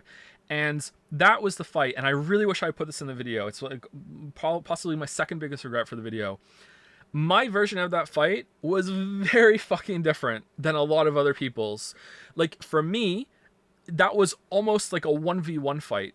Every single time I beat them, all 3 times that I beat that fight, the Apostle would just stand there and just watch me kill the Noble. Like, every single time. Like, he just watched. Like some creepy voyeur. Like he would just like, maybe he would throw a fireball now and then, but like literally I would just like walk up to the Noble, dodge a couple things, hit him, do a jumping attack or whatever, and the Apostle would be like, haha, you just got hit. Like he wouldn't do anything. Whereas other people are like, they both hit me together all the time, they would both be in my face, they would both walk at the same pace, they would constantly be aggressive, like their moves were overlapping and everything, and I'm just like, what? Like that didn't fucking happen to me at all. On all 3 times. All 3 times, like that's how all of them were. It was just the easiest fight in the game for me. Like I think I only died to them once on my mage run, because I died to almost every boss once on my mage run because I tried to see how far the mimic could solo them. Like every single run, it was like, can the mimic solo this? Was how I tried with everything. And you'd be surprised how much the mimic can solo. And if it couldn't, I died obviously. So like I died to them, and then I went in and I helped the mimic, and it was just like a steamroll. So yeah, like, it was one of the easiest bosses in the game. So the reason why I regret not putting that is because I really think that there's something really fucked with the AI in Elden Ring when it comes to the bosses especially. And I feel like it's not just Godskin Duo, it's also Malekith, and it can also be Radagon and Elden Beast and all the other ones.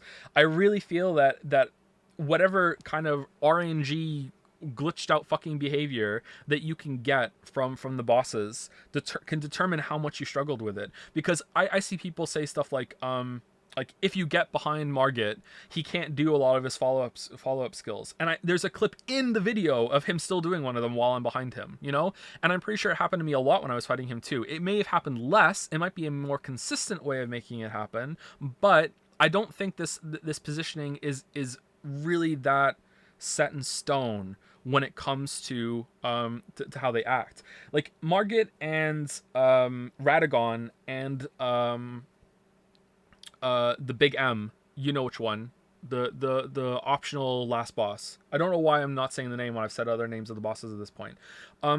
Those 3 seem to share this AI problem, whereas sometimes they would just not stop attacking. There were some attempts where they never went into this passive neutral state. It was just non-stop until I died. Just, it's like a switch was flipped in their AI script, and that was it. They're just, I've just decided I'm gonna kill you, and it was just like bum bum bum bum bum bum bum bum bum bum bum, like just all the time. And I just wonder if are people getting that kind of version of the fight all the time? Are there like what is going on with the AI variants in these fights? So like is that what Malekith was for me? Was Malekith always in that crazy ass hyper aggressive mode because of the way I was fighting him would just flip a switch in his mind and he would just like I'm just not gonna touch the ground for 30 seconds. It wasn't really that bad, but like just the amount of times that he would just do flips and flips and flips and jumps and then he would jump across the arena and then run at me to hit me again. Like so I don't know. So your experience with Malekith might be very different than mine, even if we did the same kind of build. So I really wish I had put that in the script. The biggest regret I have about the video is that I really wish I had spoken more about the shrine dungeons and spoken about how I think some of them were really good, because I said that, but I didn't go into it enough. I wish I had gone into details with them more about the good shrine dungeons and then compared a lot of the lackluster ones, because I think people misunderstand what I mean when I say I wish these were randomized and they were chalice dungeons, because the vast majority of them, say 90% of them, already feel like that to me. That's the point. It's not that I think the chalice dungeons are better, it's that they are already that to me, and it would just be better if they were randomized, because then it would be more replayable. That's it. That's the whole point. That's the tweet. And the other one is the one that I understand. I understand that people don't like that point because they didn't explain it well. But one that I think people aren't taking properly, and it's their fault because they weren't listening right, or because they didn't make the point enough, is that a lot of people heard when I said universal rewards, I want those to be in the game more. They missed the part where I said in addition to what's already in the game. Like I didn't want universal rewards to replace all of the things you can find. I wanted that to stay the same, but on top of that, in addition, you would also get like one of those universal reward types. So if the first reward isn't for you, at least you got something from it. You know what I mean? So a lot of people are hitting back against that, and I don't think that's fair. But the other ones are fair for sure. You mentioned your Elden Ring video, but do you have any plans on making an annotated walkthrough of Elden Ring like you did for Bloodborne? I would like to, but I don't know how I would do that with an open world. I don't know if people like those a lot. I know they were popular enough when they got watched, but the Dark Souls videos aren't really all that aren't the biggest performers on the channel compared to some of the other ones. So I don't know. Going through it, like maybe that would be better as a stream, and we could cut down the stream. I don't know. I don't know about that format. I'd like to, sure.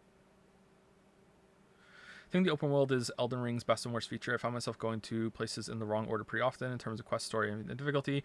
I really feel like the game would be better with a bit more linearity. Hot take: this, along with the bare bones journal to keep track of NPCs, would make it vastly better. Yeah, that's another thing that a lot of people resist. But I think most people are warming up to it now.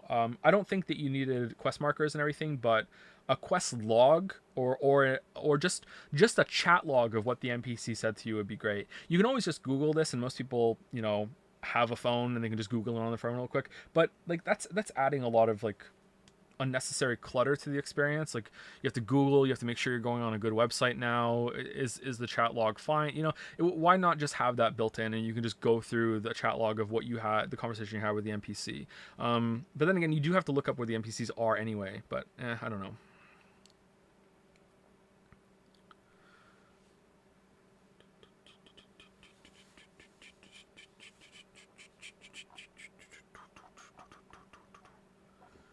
Have you seen the Elden Ring speedruns? They're wild. I've been watching. Is it? No, little Aggie does. Had one, but he does a lot. I watched a bunch of his Dark Souls and Sekiro videos. It's Distortion 2 that's been doing that, right? I've watched a couple of those. The skip that makes you launch forward is nuts. That's a wild glitch. I don't know how he does that.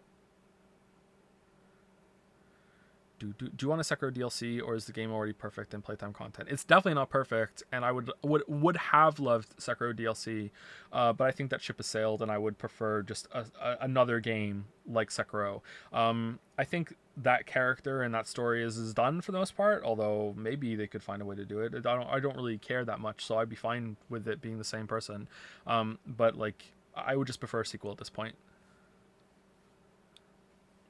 What's the worst regular enemy in Elden Ring? The Rune Bears or the grafted without a weapon?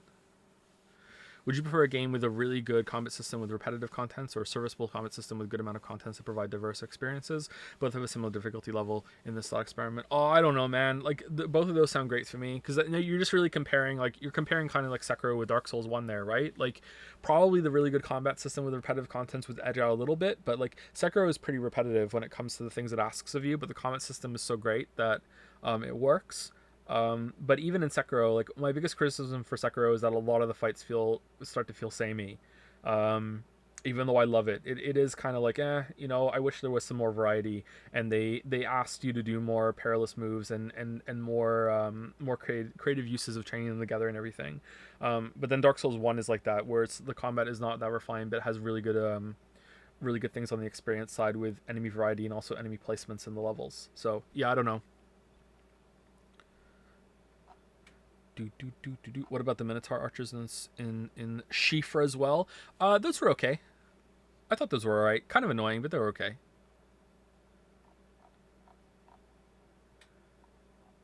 Any interest in playing Amori? No, I'm not a weeb. No, but if you guys made me, I play it. I don't have any, like, I'm not disinterested. I'm just like, it's like, whatever. Doesn't look like my thing.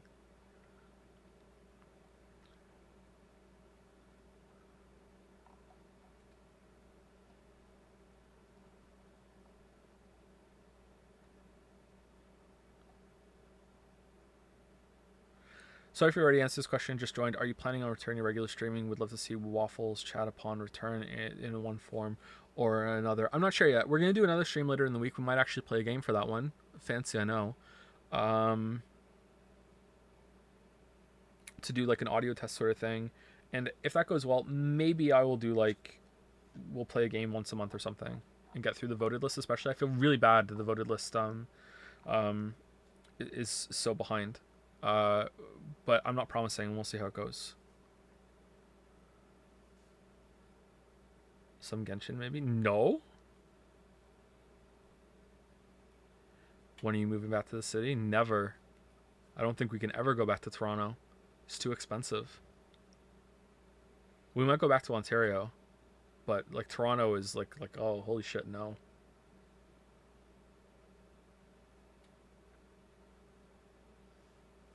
When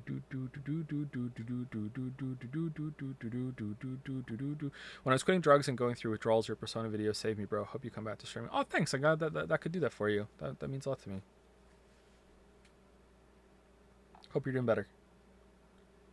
Do you have any opinions on Metroid Dread? Asks Saivaro. I don't know why I said your name. I never do that. I don't know why my brain decided this time I'm gonna say the person's name. I haven't played it. We have it. Finn wanted to play it. I got it for him for Christmas.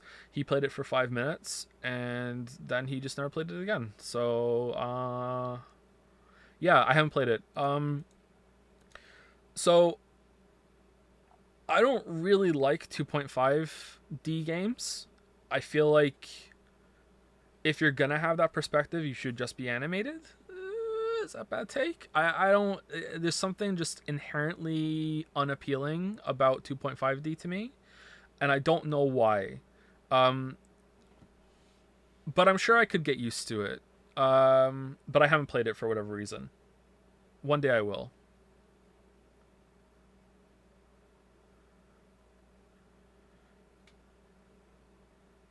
Would you ever play the new Final Fantasy game that's made by the Neo devs? Chaos. Yeah, we'll play that.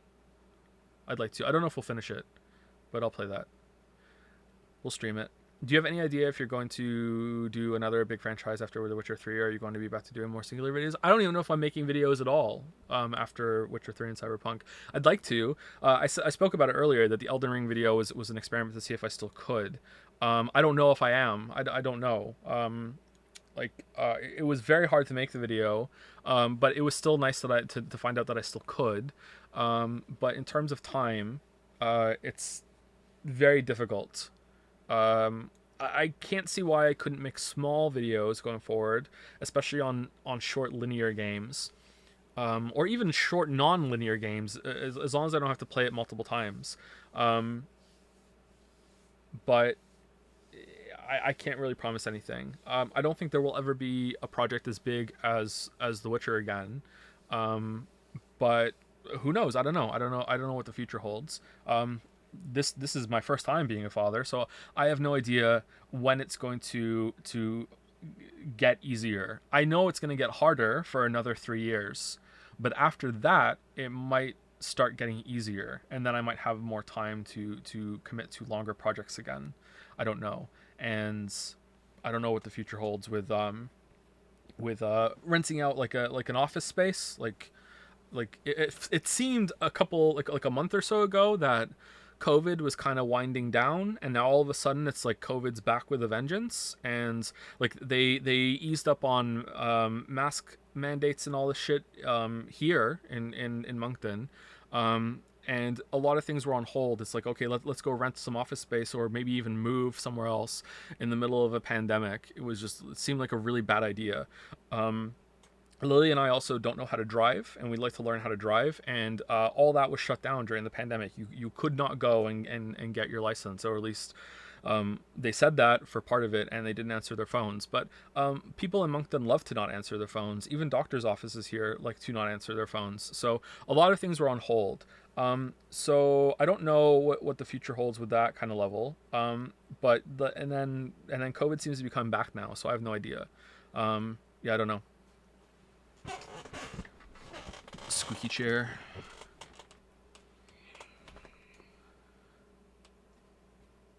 Squeaky chair. Have you played Amori? I have not.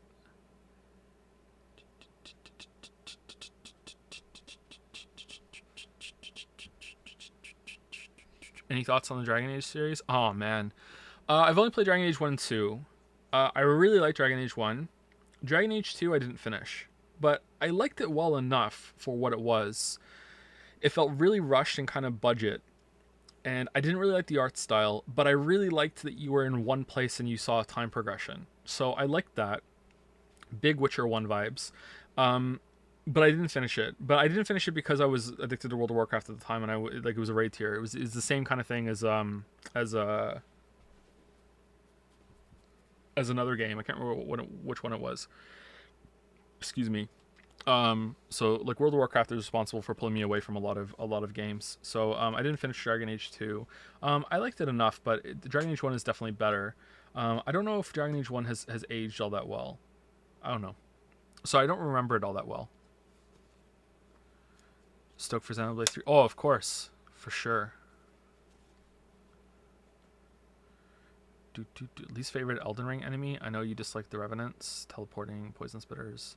But they're probably my least favorite. The area and Helitree of 4 of them was regular. Yeah, I don't like the enemy. I don't like the Rune Bears. There was another one I didn't like either. I don't like the ones with weapons either. The grafted guys with the weapons. Those are kind of bullshit as well. I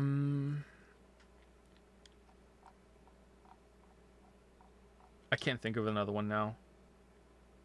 Apart from those two stick out a lot. Did you play Sifu? I did not play Sifu. I tried though. Did you play Returnal? I did not play Returnal, no. Maybe we'll stream that and see.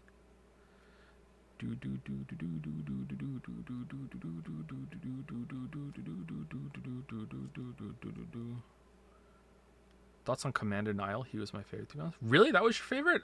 He was okay. I didn't like the thing you have to do before you get to fight him. I felt like some of his moves weren't as readable as they should be, with some of the particle effects. Have you played or have any interest in playing Neo 2? I have played it for a little bit, just like I think an hour or two I tried it, and it seemed like an improvement on Neo 1, which I already liked a lot. But I didn't commit to a full playthrough. I'd like to though. I made a waifu. Any plans to play or stream Starfield? I don't think I'll stream it. If we do stream Starfield, maybe we'll just do one stream like we did for Cyberpunk, and then I'll play it on my own. I would be an idiot to not make a video on Starfield because of how popular the Fallout 4 video was. But I also haven't made a video on Skyrim, so I am an idiot. So I don't know. Have you played the Super Hot sequel? I didn't know there was a Super Hot sequel. I had no idea. Would you consider do a video on Outer Wilds? I would love to do a video on Outer Wilds, but I don't know if I could do it justice or what I would talk about it. I think if I did a video on Outer Wilds, I would try and be more artistic and creative with the format. I think I would approach an Outer Wilds video as more of a creative writing exercise rather than a like a critique sort of exercise. I would still talk about the gameplay, but I think I would talk about more of the experiential side of things, kind of like what I hinted about in the Elden Ring video. Do do do do do do do do do. Do do do do do do do do do do. Did you lick? Lick what? Do do. Have you tried out Magenta Horizon? I have not, and I feel really bad about it. I know that you linked it to me a while ago, but I haven't. Sorry. There's lots of things I haven't tried. Will you ever review Death Stranding? Almost certainly not. I don't think so. I don't think I need to do a Death Stranding review. Might be fun. Have you tried Blasphemous? Oh, we streamed Blasphemous. We did a whole playthrough of Blasphemous. It's on the second channel, I think. If you're going to stream, what game will you stream first? Probably Resident Evil 8. Maybe Stranger to Paradise. I don't know. And then we'd hit one of the voted games and play a couple of those. And then maybe we'd do the Outer Wilds DLC. I think that would be the general path that we would take through streaming games. If streams could come back. But I don't know if they can or not. We'll find out this week, and then I will talk to Lily and I will see what I can manage. I wouldn't be adverse to streaming like a little bit, like doing a playthrough and then fucking off for a month. But I don't want to completely shoot myself for balance. And also I don't know what time I could stream. I'm having a lot of trouble keeping a schedule lately. I'm all over the place when it comes to that. I'm not sleeping well at all. It's been a long time since I've been able to sleep well, apart from 2 nights ago. I had some good sleep 2 nights ago, and before that it's been fucking ages. Best girl in Elden Ring? The Shabriri Grapes girl is the best girl, and is the waifu of Bring Back Steins Gate. There's no VODs on second channel, you need to replay it. No.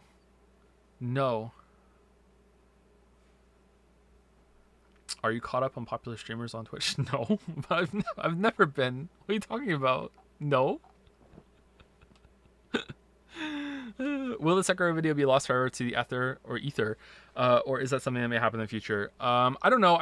Most of what I wanted to say about the Sekiro video in terms of gameplay, I like condensed and boiled down into the Elden Ring video. So Joseph Anderson trying to be concise challenge. Here we go. So I think that went okay. I don't know, like doing a commentary video of Sekiro and just going through levels and everything. I don't know if I could. There's like a lot of the script I wrote for that just got condensed down into that one. I don't know. Like the whole part about like not just the Sekiro part was from that script. The part where I spoke about the different kinds of attacks. And how like there's melee attacks, there's ranged attacks, and then that transitions into there being instant attacks and delayed attacks, and then all the different kinds of attacks that Dark Souls did. That whole bit is from the Sekiro script that I wrote, because that was how I bridged it into this is what Sekiro does different and why Sekiro is better, because it adds more variety to the attacks and more responses to the attacks. So that it just happened that I could use it very well to describe what Sekiro did well, and then where Elden Ring kind of dropped the ball. So I think so. I don't know if we're gonna do that. Have you watched Arcane? No, I haven't. Are you going to play Plague Tale Requiem? Probably, yeah. I enjoyed Plague Tale Innocence. Not my favorite game, but it was alright. You probably heard of Inscription. How much do you know, and is there a chance plan to see it on stream? Sorry if you addressed this earlier. It's requested a lot. I don't think anyone brought it up earlier. If they did, I didn't see it. It looks interesting to me. I've seen a trailer of it, and that was it. I think I saw the trailer on stream when we were watching E3 or whatever. It looks interesting. I wouldn't be against playing it, but I don't think I would play by myself. Like if that would be a stream game, I think. Have you ever considered merch? I want to buy your statue. Ooh, nah, I don't think I'll ever do merch. Like someone would have to come to me with a merch plan and handle it. I don't want to do that on my own, and then my trust issues would kick in, and I wouldn't want to deal with another person. So I don't think merch is ever gonna happen. Sorry. You threw around the idea of making a game in one of your Patreon posts and in Discord a bit. How's that going? I'm not following Jad's column as much. I got nothing to say about that yet, but it's going. stuff's going on. Thoughts on doing a Persona 3 playthrough? Sorry for being weeb. I would like to, but it has to come on PC. Like, I'm not gonna go get a PlayStation Vita or whatever the fuck it is that I have to play for Persona 3. I don't know how I would get that on the stream. I would do that for a PC release in a heartbeat. If there was an easy way to set it up, like a non-painful way, and I could get it running, then I'd consider it. But I would prefer to wait for a PC release, which I think is gonna happen for sure. Doom Eternal DLC. I haven't played it. I haven't played the DLC. Is it good? Excuse me. What was the first game you fell in love with? Your mom, Lamayo. Oh, got him. Mario 1, I think. Mario 1 and Zelda 2 were the first two games I played. Mario 3 I played shortly after. Mario 3 might be the first game that I just like fell completely head over heels on, but like just playing games at all when I was a kid was just like holy shit. But it might have been Mario 3.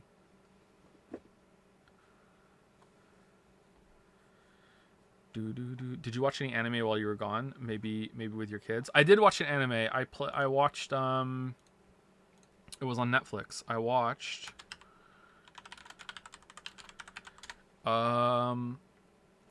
Sweet Home. I watched Sweet Home. It was pretty good. That was my first anime. Pretty good. Big Danganronpa vibes. Ever given Deadly Premonition a shot? Wouldn't want a video, but a stream would be amazing. That's actually on the voted stream list, I think, Deadly Premonition. So we're going to be playing that at some point in the next 10 years. Yep. What are you expecting of Breath of the Wild 2? Nothing, because if I expect anything from Nintendo, I get disappointed.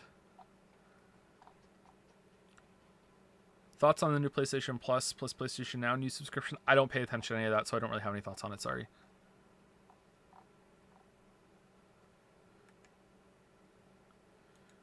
Will you play Zero Escape? That is also on the list, so yeah, we will be playing that at some point in the next 10, 20 years.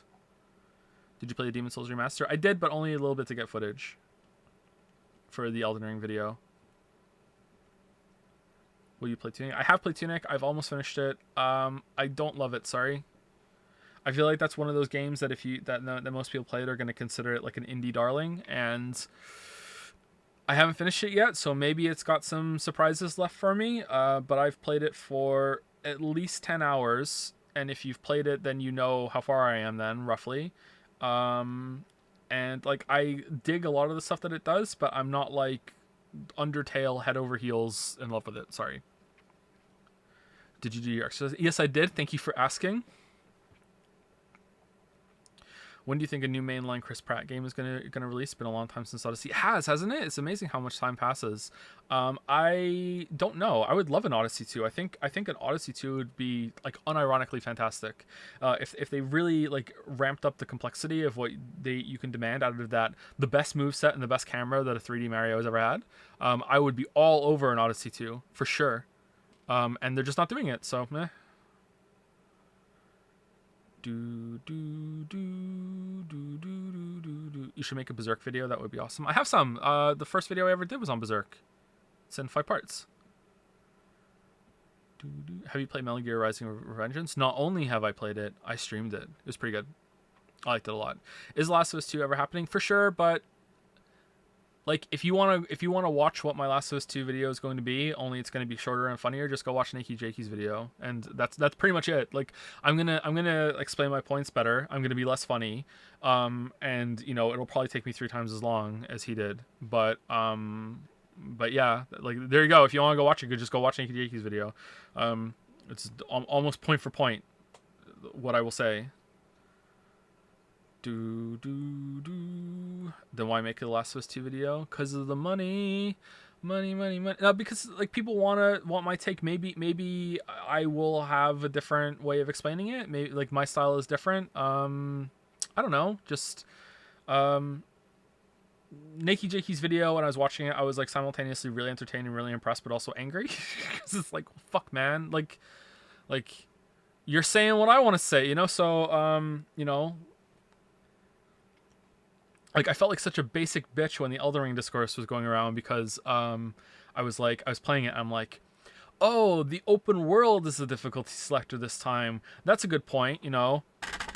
Type it in and then, you know, go on Twitter, go on Reddit, and it's just like, oh, the open world. Every single fucking like Joe Redditor all over the place, just the most basic fucking takes in every single thread. The open world is the way that you fucking deliver it, and I'm like, oh god damn it, everyone's already on this shit. Like, god fucking, like, so, you know.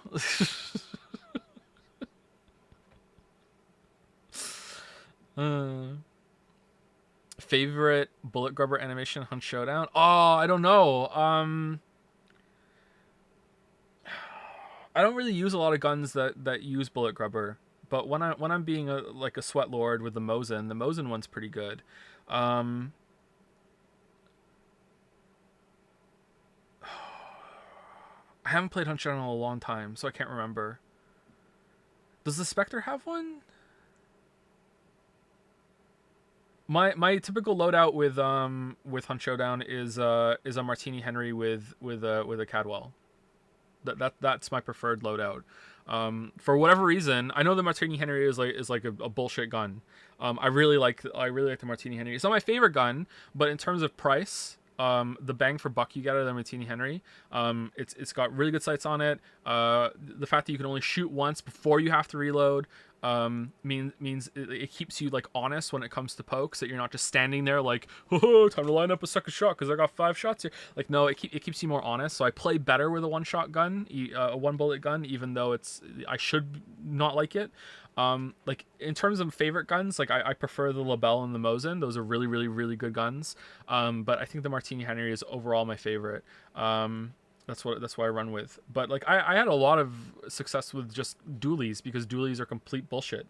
Just double packs with bleed ammo, with dum rounds. Just the cheapest basic bitch loadout. The amount of people I killed and the amount of just server wipes I did with running in with main hand being an axe, just a combat axe and 2 Cadwell packs as conversions, is just like, if the dice rolls are in your favor, you're unstoppable. Just the amount of bullets you can just send at the other. I solo too. I've just played solo, just queue in and just be like, okay, it's fun. Hope you enjoyed that rant, all 2 of you that play Hunt Showdown. Did you play Control? Any thoughts? Not only did I play it, I streamed it, and you can go watch it if you want. I liked it. I didn't love it. It was okay. Are you gonna make a Yakuza 0? No, lol. Joe, I need to sleep. Will the VOD of this QA stay online for a while? On Twitch, yeah, for sure. I think we might be done soon, though. How many people are here? It went. How are there 1,400 of you here? It went up. God damn. I missed the Q&As. This is good. I'm not really doing that much queuing, though. I'm doing a lot of Aing, but I'm not doing much queuing. Thoughts on Psychonauts 2? I don't have any, sorry. I kind of need to pee. Are you going to play the Chaos game? Yes. Steins Gate vid when? Never. Halo Infinite video one day? Very unlikely. I haven't played it. Do you have any questions for chat? Yes, how dare you? Look, I'm European and I'm looking for distraction during my workday. I respect it. If I remember correctly, the physical release of Wizard and the Dragon was planned quite a while ago. Is that still on the table?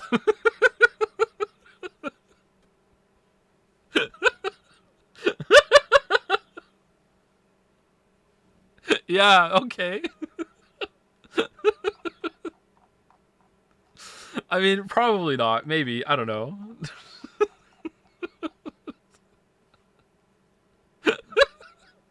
That just seems so fucking redundant now. Like, when I commissioned that cover, I commissioned a brand new cover for it, and the cover's really good. The artist did an amazing job.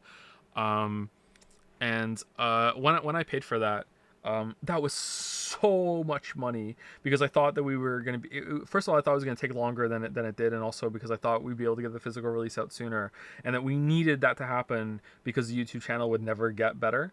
And then the YouTube channel just kept growing like crazy, to the point that, like, I even, like, you know, if you watch the videos, I even stopped mentioning the books. It's not even worth it. Enough of you probably knew that I should probably explain what happened quickly again. I was a writer before. I used to write fiction, and I found a way to write fiction for and self-publish it on Amazon, and it did quite well. And the kind of fiction I wrote for Amazon was specifically to push out to be like a commercial kind of pulpy fiction. I'm still proud of it. I like the work that I did, but it's not the kind of thing I typically wrote before. So it was meant to be like have very like easy to understand titles. It was supposed to be very easy reading, and it worked quite well. They sold quite well. And then Amazon changed the algorithm when it came to self-published work, and just like overnight, I went from selling um, enough books to pay rent, have food on the table, and have some savings, to just nothing. Like it just dwindled down to like next to nothing, just overnight. So it was a very scary experience. So after that, during this period and before that, I was very, very depressed for years. It's only in the past like couple of years I've actually realized like how that's just utterly depressed I was throughout most of my 20s. Anyway, but that's besides the point. Like so after that, it was like a recovery period of like, okay, well, how are we gonna make this work? So there were lots and lots of avenues that we had that we could go down, and one of them was being published traditionally. So finding an agent and getting a query out, and a query is when you send like, hey, I wrote a book to an agent, and the agent acts as a go between mediator between you and a publishing house to get your book out there traditionally published. There was making a game. So like actually learning how to do that and self-publishing a game on Steam. This was back in 2014. This was the situation that I was in back then. Me and Lily. And then there was also doing a YouTube channel, and there was also like some other things like finding more work online that I could like be a contractor at home, like a freelance writer, that sort of thing.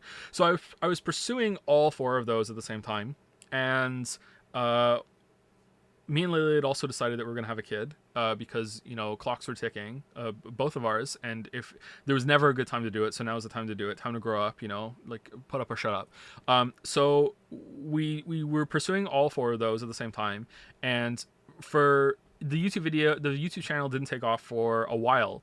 So I was still pursuing all four of those simultaneously, while the YouTube channel was going. So the physical release and the cover and everything was kind of like a layover of this go in between period where we thought we still had to cross promote and see what we could make work, because the idea with the YouTube channel was, if the YouTube channel doesn't do well by itself, which it probably won't, but it did. But if it doesn't do well by itself, then we can push people over to maybe buy the books through the popularity of the YouTube channel if people want to buy those books. And or we could use the audience that we have from the YouTube channel to attract the attention of an agent, because every single agent that was answering us when we were sending out our books said, you need to have an online platform for us to take you seriously, which is weird considering that I went through that song and dance for them. I didn't have an online platform. I made one, and then I went back to the same agents when I had like 50,000 100,000 subs on YouTube, which is all, that's a lot. That's like the hardest 50,000 100,000 to get, and all of a sudden they were like not answering. It was just like, I don't know if it changed or if they just didn't care anymore or if it was a lie. I don't know. It was just the weirdest thing. It was like, and then it just went all fucking, it was just like, fuck you, lol. Oh, you fell for it. You went and built a channel for nothing, an online platform for nothing. But anyway, but then the YouTube channel just took off, and here we are. Now you're listening to me. So yeah, so that's what it was. So I wrote fiction before. It's not the kind of thing that I would write when I was a writer before, like writing in my own time, and this sort of stuff I would want to send out to a publishing house to get published traditionally before that. But I'm still happy with it. Like it's commercial. It's kind of it's genre fiction. Some of it's a bit generic, but I enjoyed writing it, and I think it stands up. I haven't read it back in a while, so I would like to get back to it at some point. But I would also like to write other things at some point. But my life has been chaos ever since 2015, so here we are. Will regular streams be back now? We're undetermined yet, undecided.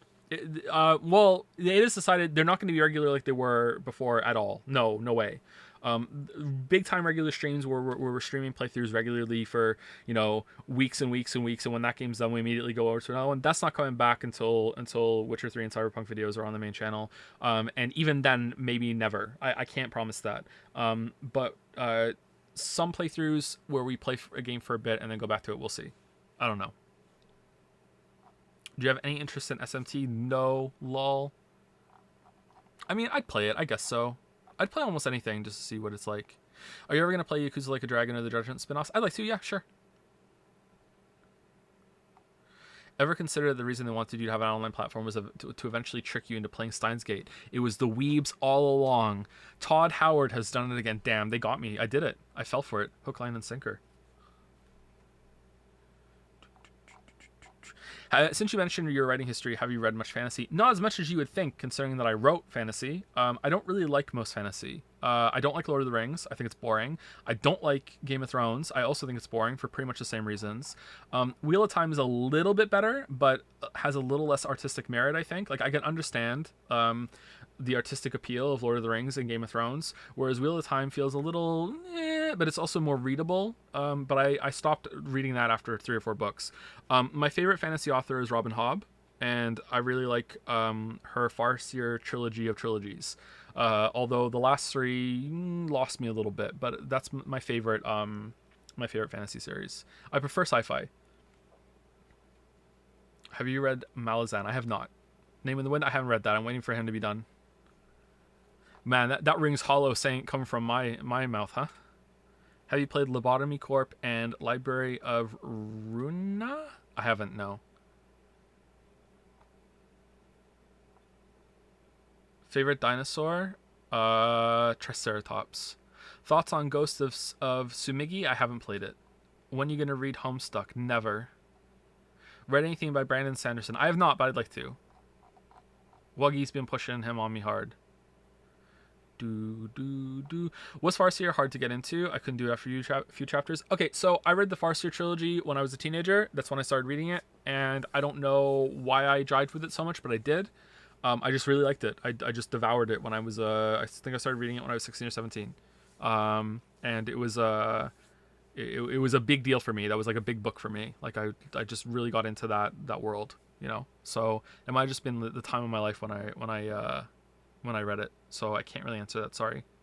Did you enjoy the Witcher books? So yeah, I did. Sorry, the Witcher books in my mind are like separate from everything else. It's like I've quarantined all of the Witcher experiences in my head. The Witcher books are probably better than the Robin Hobb books, but the Robin Hobb books are more special to me. But the Witcher books are excellent because they're paced so well. But Sapkowski, sorry, kind of falls into the similar Lord of the Rings trap in the 5-book series where it almost feels like he's parodying it. So Sapkowski likes to do this thing called the retelling. He says this in interviews. You know, that's why his use of certain monster tropes and elves and everything is like really on point when it comes to like subverting your expectations when it comes to using those. Like he just says it outright that's what he likes to do. And there's a moment in the book series, I think it's in book 3, where it really feels like he's just retelling Fellowship of the Ring, and making fun of it. And I really liked that. But then after that, it just becomes Lord of the Rings for a little bit, and I'm just like really, I'm just like staring at the page, like really, like we're doing this shit. Like, do you guys know Tom Cardy, the guy who's like, have you checked your butthole? The guy who does that song. I love this guy's songs. You guys know Tom Cardy? He has a song about Lord of the Rings, and it's a music video where he is Tolkien pitching Lord of the Rings to a publishing house, and he's like, you know, it's about a magic ring, and they go on a quest, and they're like, what happens next? And he's like, they walk, and he just says that all along. Okay, that's fucking like almost half of the Witcher saga when it becomes a serialized story, and he just is just staring at, just like really, like I thought you were above this, dude. Like the first 2 books you did were so good with this like kind of fragmented, shattered glimpses of this world, and then you started writing a series of novels, and it started off okay, and then you get to like at the end of book 2 or halfway through book 3 or something, it's and they walk. Oh no, a fight on a bridge. Walk. You know, like fucking get drunk on dandelion wine. Walk. Just fucking hell. Like, just get to the point. You know. I don't like it. I don't really like it when fantasy writers meander like that. I know some do, but yeah. Any tips on how to write about games? Write about games? I thought you said write games. I don't know. If you asked me a while ago, I would just give you the basic answer, which is a lot of writing about art is just being able to identify what you like and you don't like. If you're at that level, then that's still really good advice. A lot of people don't know how to appraise things, and this is going to sound really condescending. I don't mean it that way. It takes a while because okay, so do you know how you don't consent to being born? What a pivot, huh? You know how you don't consent to being born, and as you grow older, the time period that you live in is actually surprisingly important and indicative of how you think and view the world. Like, no, that's kind of yikes. I can't say that. Let's okay, we'll say it softly. You might have some opinions that you might find abhorrent if you were born a while ago, maybe even as recently as 40 years ago. If you were born 40 years sooner, you might have some pretty yikes fucking opinions right now about certain groups that you don't agree with at all now, but you would have them if you grew up in that period because they were normal and it was normalized, and you would just have that opinion. Unfortunately, it's just how it is. Sorry. Like just like some opinions that you have right now and I have right now are going to be considered pretty yikes 100 years from now, like big time. Like I think one of them might be eating meat. I think eating meat might be considered like, oh my god, like everyone was so fucking barbaric back then. But I'm gonna say, I can say that, and I will tell you right now, I love eating meat. I love burgers, I love steak, like fucking hell, I love eating meat. But I think 100 years from now, like, or maybe even a little longer than that, I don't know, I think they might look back at that and they might be like, holy shit, what was wrong with those guys? So anyway, to pivot off of that, the way that you look at the world is very informed by the time that you live in, and art is an ongoing process. And I don't think a lot of people understand, and I understand this a little bit more, I think, because I have kids and I have to teach them things. And like, even just with video games, which is a fairly new medium, teaching Finn and Leo how video games work and the language of video games. And Rasputin has a good video about that, like gaming for a non-gamer. So even an adult who hasn't really played many games, just trying to get them up to speed on what how things work. Never mind what you like and don't like. Just get them up to speed on how art works and the language of art is like a monumental fucking task. Okay? Like, it's really difficult. So a lot of people, like, I don't think anyone is really equipped unless you're really fucking smart. Like, you don't really know how to form your own unique perspective and opinions on something as complex as art, especially like established art forms like literature, and to some extent cinema, that's been around for longer, and music especially, until you have a lot of experience, like maybe even into your mid-20s. Okay, so like once you get there, that's when you can start really analyzing things and really looking at things and being like, okay, I can have a unique opinion, and I can go on stream and say, I don't think Silent Hill 2 is all that great. I still like it, but I don't think it was all that great. Sorry, because this is what I like, and I know what I like, and I'm confident about what I like, and I'm not going to sit here and I'm not going to toe the fucking line because everyone else seems to love it, and you're not wrong to love it, but I'm going to just sell what I think, because I have my own way of looking at things, and I like that way, and I'm able to process it and be like, okay, well, does this align with what I like or what I don't like? Did this do things that I like or not? And you can still be surprised. There can still be some things like the ending of Outer Wilds, I won't spoil it, but the ending of Outer Wilds, when I initially streamed it, I was kind of disappointed, and you can hear that disappointment in my voice when I talk about it at the end, where I'm just like, meh. And the more time has passed, the more I've changed my perception of my standards and everything. And Outer Wilds has been so good that it's informed my standards and changed them. I actually love the ending of Outer Wilds now because I had time to think about it. So getting to that level where because before you get to that level that you can do that, you still have opinions on art. Like, you still want to be able to say, I like this, I don't like this, and your opinions are still super fucking valid, but they're also going to be informed by other people and societal pressures, and you may be thinking that, oh wow, why, like, everyone else seems to like this thing, I should like it too, and you don't have that confidence, and it's a confidence born out of understanding. You might not have that yet, and also you might not even understand your own feelings yet, and you might be liking something without really understanding why. So that sort of thing. So it's really important, and it's that when you start talking about any art, that you need to get yourself into a position where you first understand what makes it good, but also why you like it, and that's the most important thing, and that's your fundamentals. Is like, why do I like this? Why do I not like this? And I know it sounds like fucking basic ass shit, but honestly, a lot of people aren't there. A lot of people never get there. Like they never do. Like they're constantly just stuck in this kind of like echo chamber where they don't want to step out of line. They don't really want to think about art that much either, and that's perfectly fine. That's perfectly fine. It's great. Like I'm like that with music. I have no idea how to analyze and appreciate music whatsoever, but I still know what I like. You know, I don't go along with, oh, okay, well, whatever's popular is what I have to like. I do like a lot of popular music, but I don't go along with what everyone likes because, you know, whatever. I just know what I like, but I can't tell you why, you know? Like I talked about the Amazing Devil band earlier. I really like the Amazing Devil because I feel like it was written for my generation. So that was the first time ever that I've listened to an album, and I feel like it was written by someone who had a very similar experience growing up that I did. You know, so that sort of thing is what I enjoy. But apart from that, I can't tell you why I like the music. I can't tell you like what part of the background that I like. Like I know that I like it. I could maybe get there if I thought about it and studied art for like a couple months, but I don't want to. I like that music is that mystery to me still.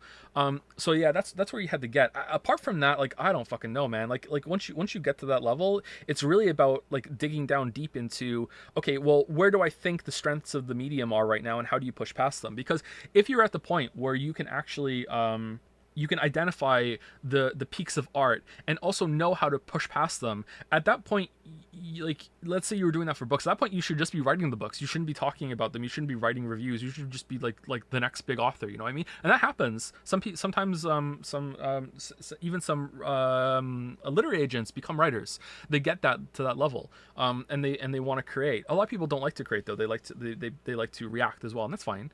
But yeah, basically what I'm trying to say is that the artist only creates, the critic must plumb, and then create as well. Lots of plumbing going on. You have to plumb, do lots of plumbing, be a plumber, and then you can be a better critic. I appreciate your recommendation of Jacob Geller's video. It was such a good video. I was enthralled the whole time. The way that he used switching between different takes and the splits that he did. Oh, it was so good. It was so artistic. It was such a great video. Really, really great video.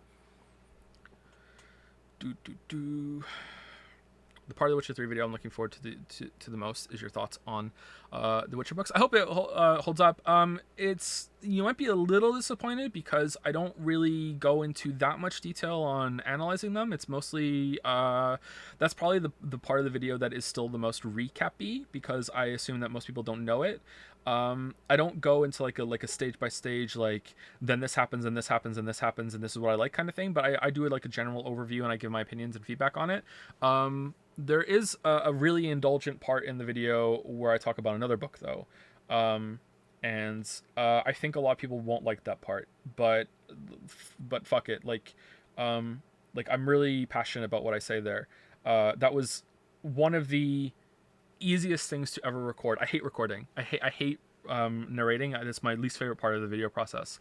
And I loved writing and doing that part so much that I did most of that in one take, which is pretty fucking unheard of for me. Usually it takes me at least 3 takes for every single thing. So if the video is an hour long, usually the audio I have to trim down is 3 hours. But I did that in like almost one take, just like because I feel so passionate about that topic. And I can tell you guys if you want, I go on a big huge rant about the hero's journey. The hero with 1,000 faces. For like 40 minutes. Nah, it's not that long.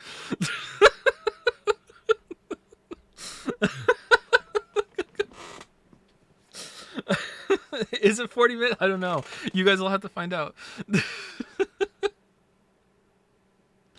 I'm yet to read that, sitting on the shelf. You know what? Here's the fun part. Hey, Doc. Even after you've read it, have you really read it though? Like, any other Hero with 1,000 Faces readers in the chat who have read like maybe an entire 5 pages and then just stared off at the wall and been like, what the fuck did he say? Like, Dude, like what the fuck, dude? Like you have like a whole page is one paragraph, and as you're reading it, you're realizing halfway down the paragraph that this is not only just one page and one paragraph, it's also one sentence. It's like, okay, cool. That's a good line. I should put that in the video. Fuck. God damn it. God damn it. God damn it, dude. What the fuck are you talking about? Anyway, yeah, that was fun.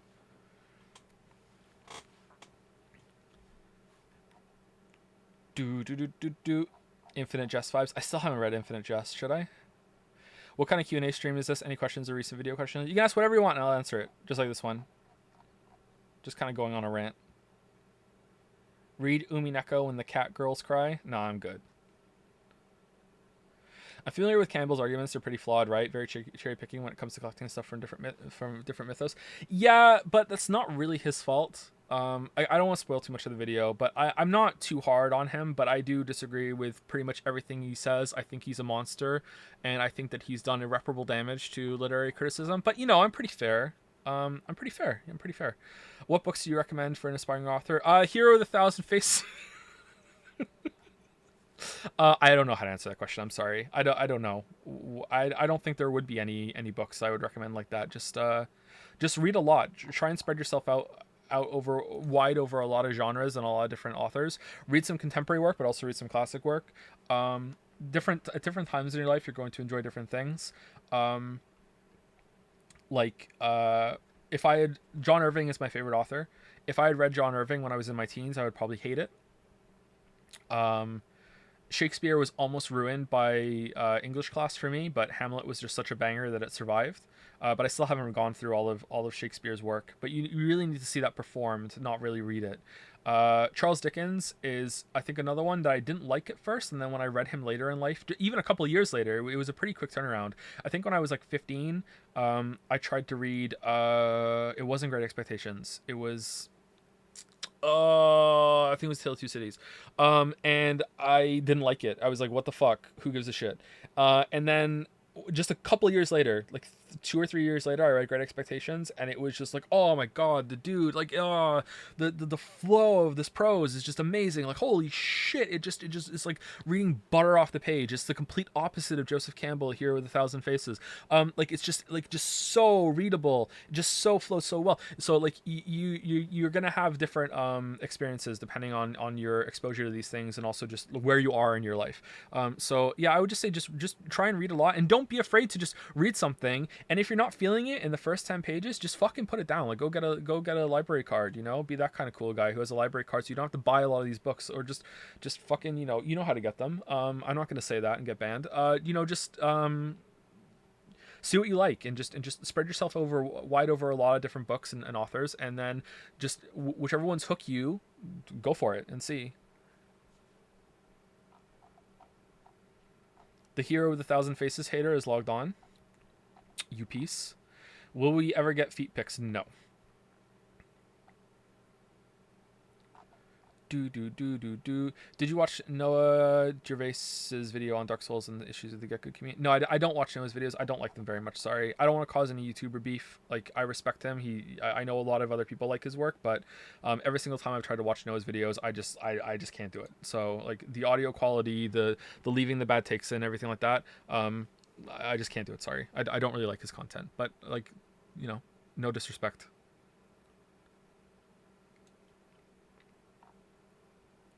No disrespect, no disrespect. Thoughts on Dawn FM? I really liked it. I'm not sure how I would rank the tracks.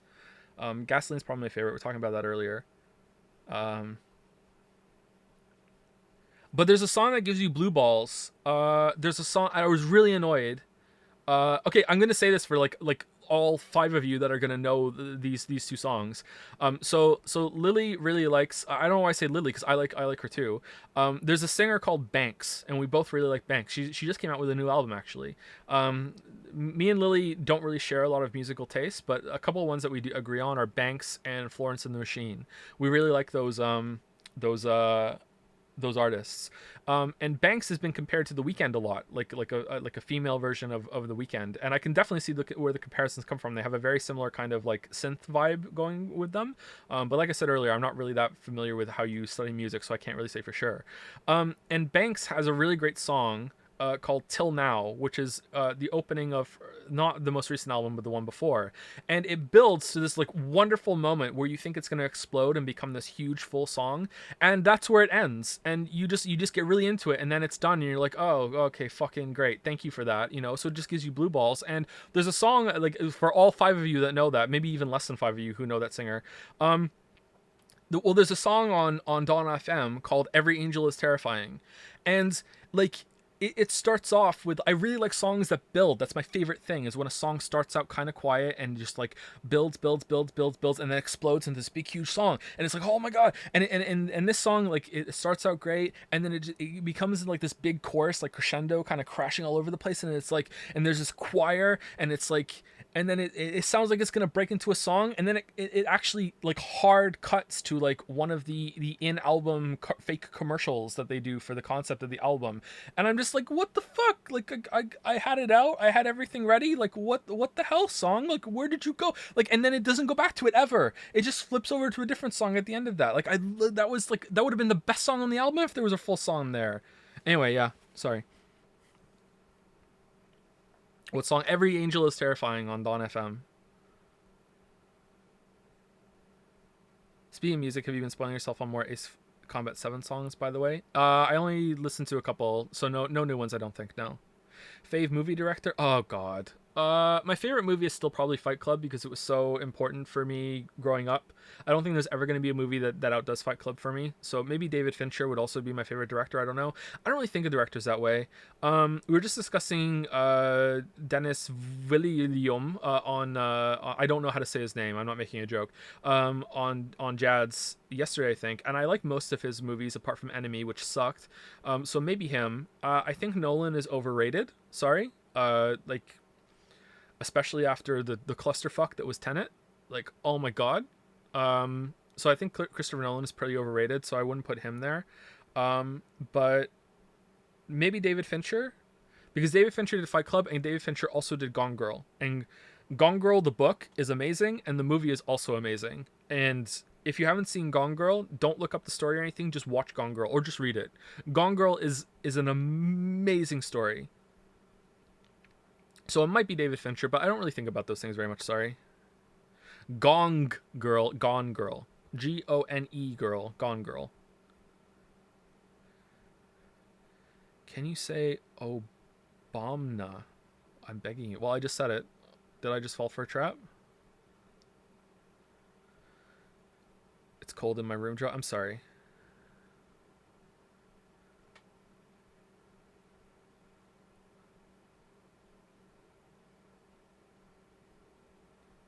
Obama. He's not.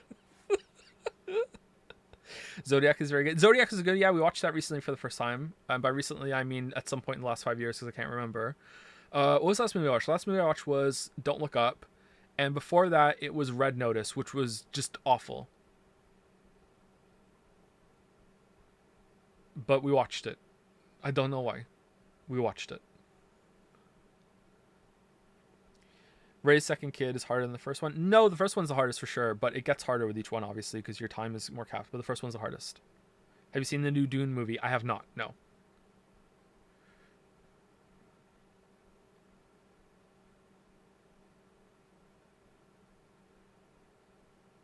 Do you think that love can bloom in the battlefield? Yes. Don't Look Up is pretty damn patronizing. Yeah, a little bit. Yeah. It wasn't my favorite movie, but it was alright.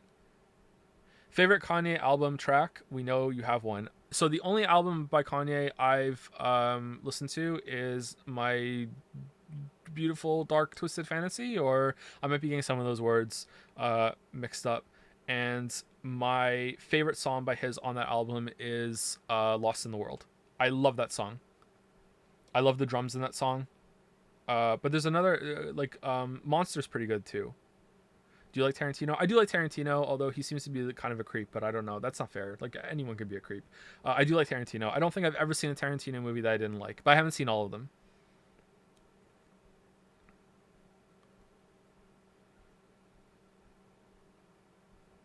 Favorite Amazing Devil song? Not Yet Love Run reprise at the end of the first album is my favorite. It wasn't for a while. But that's my favorite right now. Like I listen to that more than any other songs. I like almost all their songs though. I don't think there's a single song I don't like by them. Kubrick. What have I seen by Kubrick? I've seen 2001. I've seen Eyes Wide Shut. What else have I seen by Kubrick? I haven't seen The Shining.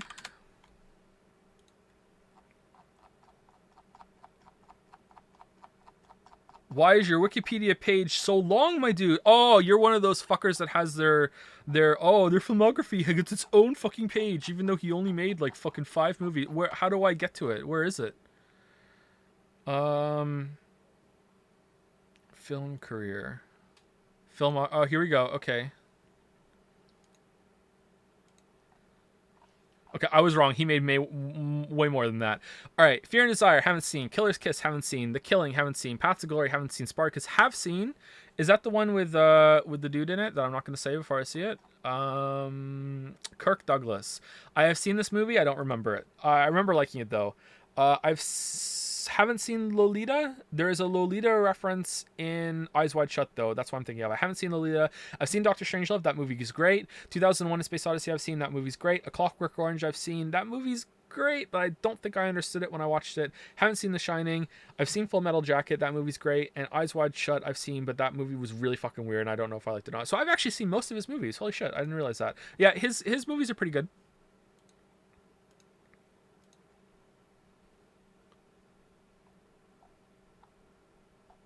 Why do you hate Metroid? Because it's bad.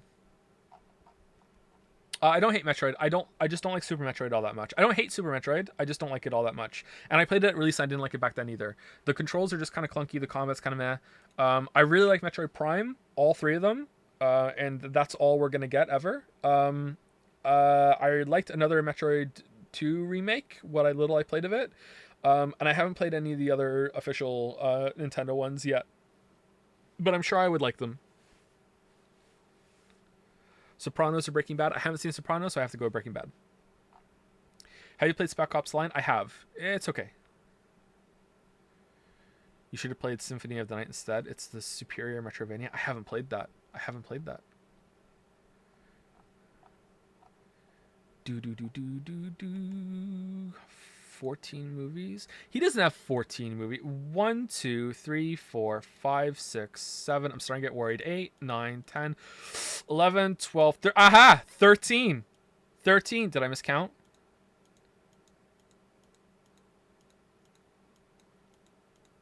But he has documentary ones, so maybe those count too.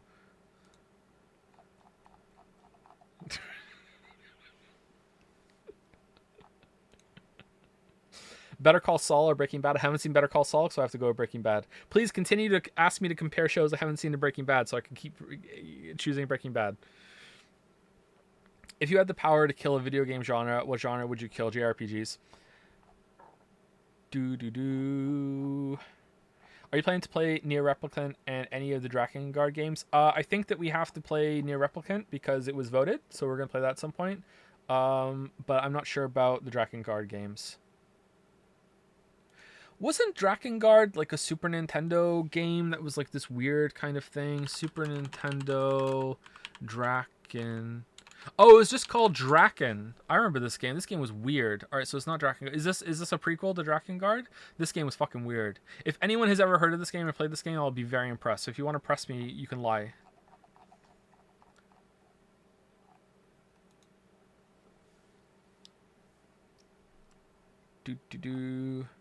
Thoughts on how Souls games do quests? I'm not really a big fan, but I don't hate it either. It's whatever. A lot of the Souls stuff stays out of the way, and I think people like to praise esoteric. I couldn't even say the word. How much of an idiot do I look right now? I tried to use a fancy word and I couldn't even say it. A lot of people like to praise esoteric stuff because it makes them like look more like worldly and like, ooh, look at my fancy opinion. Like I would never do that. Yeah, I don't know. It stays out of the way for sure, and it fosters this kind of like community engagement and trying to figure out a puzzle together, which is it's kind of fun in the era of Super Nintendo. Oh, I'm tired. It's kind of fun in the era of the internet.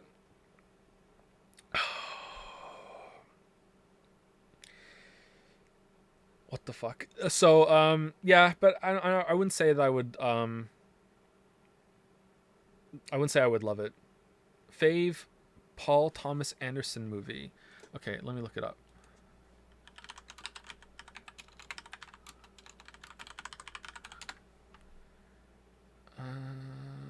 Okay, what have you done? Hard Eight, Boogie Nights, Magnolia, Punch Drunk Love, There Will Be Blood, The Master, Inherent Vice, Phantom Thread, Licorice Pizza. The only one of these I've seen is There Will Be Blood, and I loved it. I really like There Will Be Blood. I think about it a lot. I haven't seen any of the others, so that's my favorite. Game recommendation similar to Outer Wilds. I think the only one I would put up there with it for in terms of like that sort of feeling is probably Oberdin, right? Chat would probably have more for you because chat just has a wider experience net than I do. How important is the cool factor for a boss for you? I had a similar experience to you with Malketh, but his design and lore made me like his fight after all was said and done. I felt like I should cower when he changed phase. Lol. It matters. Like, I do appreciate that in Elden Ring, even though mechanically a lot of the fights are disappointing to me. That's another thing I probably should have said more in the video. That I did like the theme and the visuals of a lot of the bosses. Even that one I like for that reason too. What about Lars von Trier? Oh, is this the stream now? We're just gonna look up movie directors.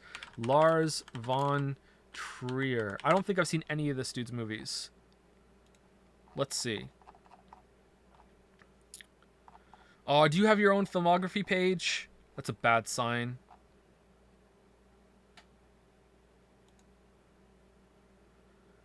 No?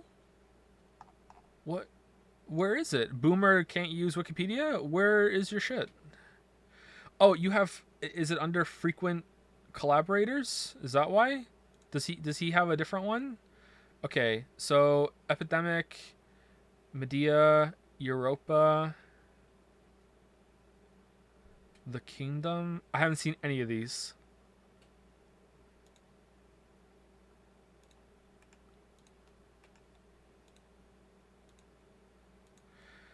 Truffaut or Merchant Ivory? I mean, like, you're asking me to choose between two favorites here, clearly. Like, I don't even know where to begin of just the storied filmographies of both of these amazing, talented people that I've consumed and know and aren't just hearing about them right now.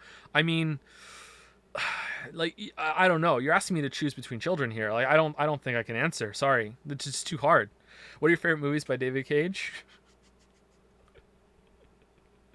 Nicolas Cage, best film by Nicolas Cage is Adaptation. Adaptation is an excellent movie. If you haven't seen Adaptation, I strongly recommend it. Anything by Charlie Kaufman actually is really great. Although I haven't seen all of his work. What do you think about Edgar Wright? I don't really.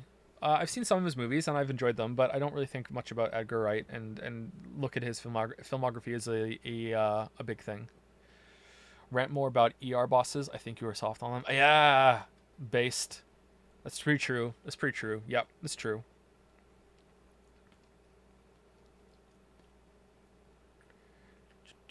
Have you played Vampire? Plenty decent if you enjoyed Vampire the Masquerade. I have not, no.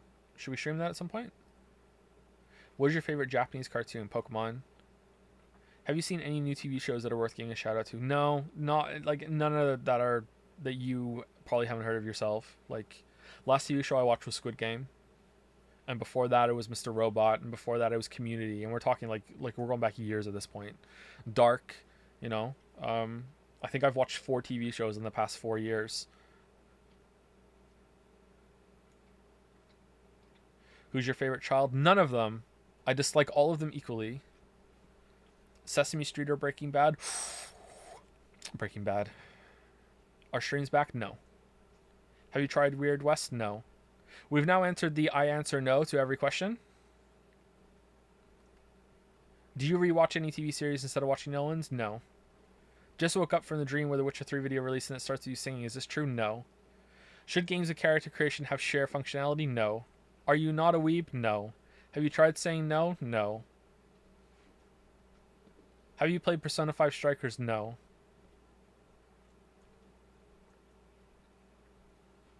Would you answer this question by saying no? No. Have you read Discworld, other Terry Pratchett books? No. Although I haven't lied. Are You Handsome? No. You Done? No. Stream a Mandalore one? That would be fun. Ah, you broke me. You broke me.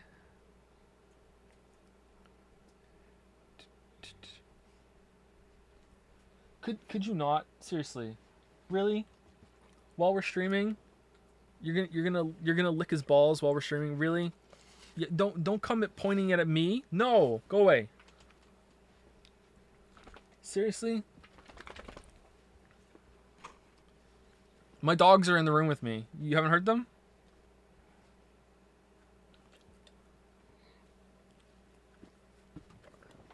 Oh, it stinks. No, go. No, I don't. I don't want any of this. No, I don't want any part of this. No, no. Yeah, yeah. Hi. Yeah. Hi. Yeah. Yeah.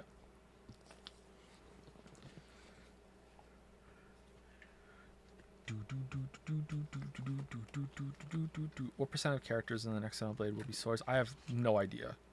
What mic do you use? No. I have to look across the room to make sure I get the numbers right. The Shure SM7B is what I have and what I'm using right now. Before I was using an Audio Technica 1070, 2070, one of those. I can't remember. I have to look it up. Do you typically 100% games? For videos, I try to get close. For my own enjoyment, I do not know. I only go for a completionist mindset when I'm trying to see all the content and measure it for a critique. For a review, I probably wouldn't feel compelled to go for 100% completion like I do for the critiques and seeing what all the game has to offer.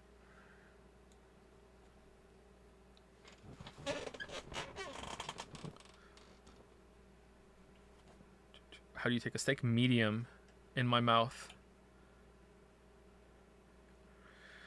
How do you not have a problem replaying games so many times for your reviews? I often find it hard to play a game I love more than 2 times. At a certain point, it becomes work. And work when it's work, you're enjoying something on a different level. It's really, I find it very enjoyable. Usually, even if it's a game that I don't really like all that much, I find it enjoyable to do experimentations and see how something works. And like, what happens if I do this? What if I change my playstyle a little bit? Like it's the analytical side takes over on the second and third playthroughs, I think. So I get some enjoyment out of that, and that helps me go through it. I think this is probably something I could explain better in the videos, but I kind of feel like it's a given, and this is again just kind of like some poor media literacy issues that a lot of people have when it comes to discussing games. Like a lot of the rebuttals I'm getting on the Elden Ring video right now are from people that are just probably 13 who are like, not every game's gonna be perfect. Like, how can you not? You just don't enjoy anything. Lol. Just play the game and move on. Why you got to make a critical video? These kind of takes where they're just not there yet. I completely lost my train of thought. What was I gonna say? Shit. Oh no, I understand that for some people they aren't there yet and they say things like that. But like I thought it would be a given that that for a lot of the times that I play the games, it's not for my own personal enjoyment anymore. Like I'm playing it to understand how it works, and I don't know if that's just something that a lot of people have trouble with, or if it's the same kind of like Lamayo, why would you make a video on something you don't like? Like there are people who will unironically think that and will unironically say that and will say like why did you waste your time making a video on something that you don't like? Like what? Like what the fuck are you talking about? So it's that kind of level of like, okay, like do people have a similar problem with it on that level? And I need to explain like, look, I didn't get all of the moons in Mario Odyssey because I thought it was going to be fun. I got all the moons in Mario Odyssey on my second playthrough because I wanted to see how many good moons there were. Like I already played the game, I was done. I didn't need to do this for my own enjoyment. It was about an experiment and judging the content at this point. Like, do I need to say that because a lot of people that's not a common thought that people understand, or is this just the same kind of people who don't understand why you'd make a video on something negative and it's that kind of opinion that they have too? Well, that was really wordy. I'm sorry. Is there a cheap writing trick that you enjoy? I mean, probably, but I can't think of any right now. Sorry. I really hope you're well. I missed you. Thank you for coming back. Oh, that's a nice comment. Thank you, Jarkio. I'm doing okay. Last year was really hard, and it wasn't anything to do with the video. Last year was very difficult, but I'm doing okay. Have you ever lost interest with video games in general for a long period of time? I think so. Yeah. I'm pretty sure I was almost done with games in general until I played Dark Souls, which is why I know that's such a cliche, like, oh my god, of course you would pick that game, but that's why that game's so important to me. Like, I was playing World of Warcraft a lot, and I was playing some other games here and there, but I was just mostly in World of Warcraft, and that was it. And I was mostly playing World of Warcraft for the social experience of it. And I think World of Warcraft kind of poisoned me a bit when it comes to appreciating a lot of other games. Like, there was a point where it was kind of like, why would I play anything when instead I could be playing World of Warcraft, hanging out with my friends, and also building, like, getting achievements in the game that I could show off to my friends, or furthering the social dynamic in the group that I have. You know what I mean? Like, and that's not a good thing. Like of course. And I feel like that kind of, because I was so hopelessly addicted to that game, that kind of like melded over to other things too. Um, like why would I do anything else? So it's kind of scary how that can shape you.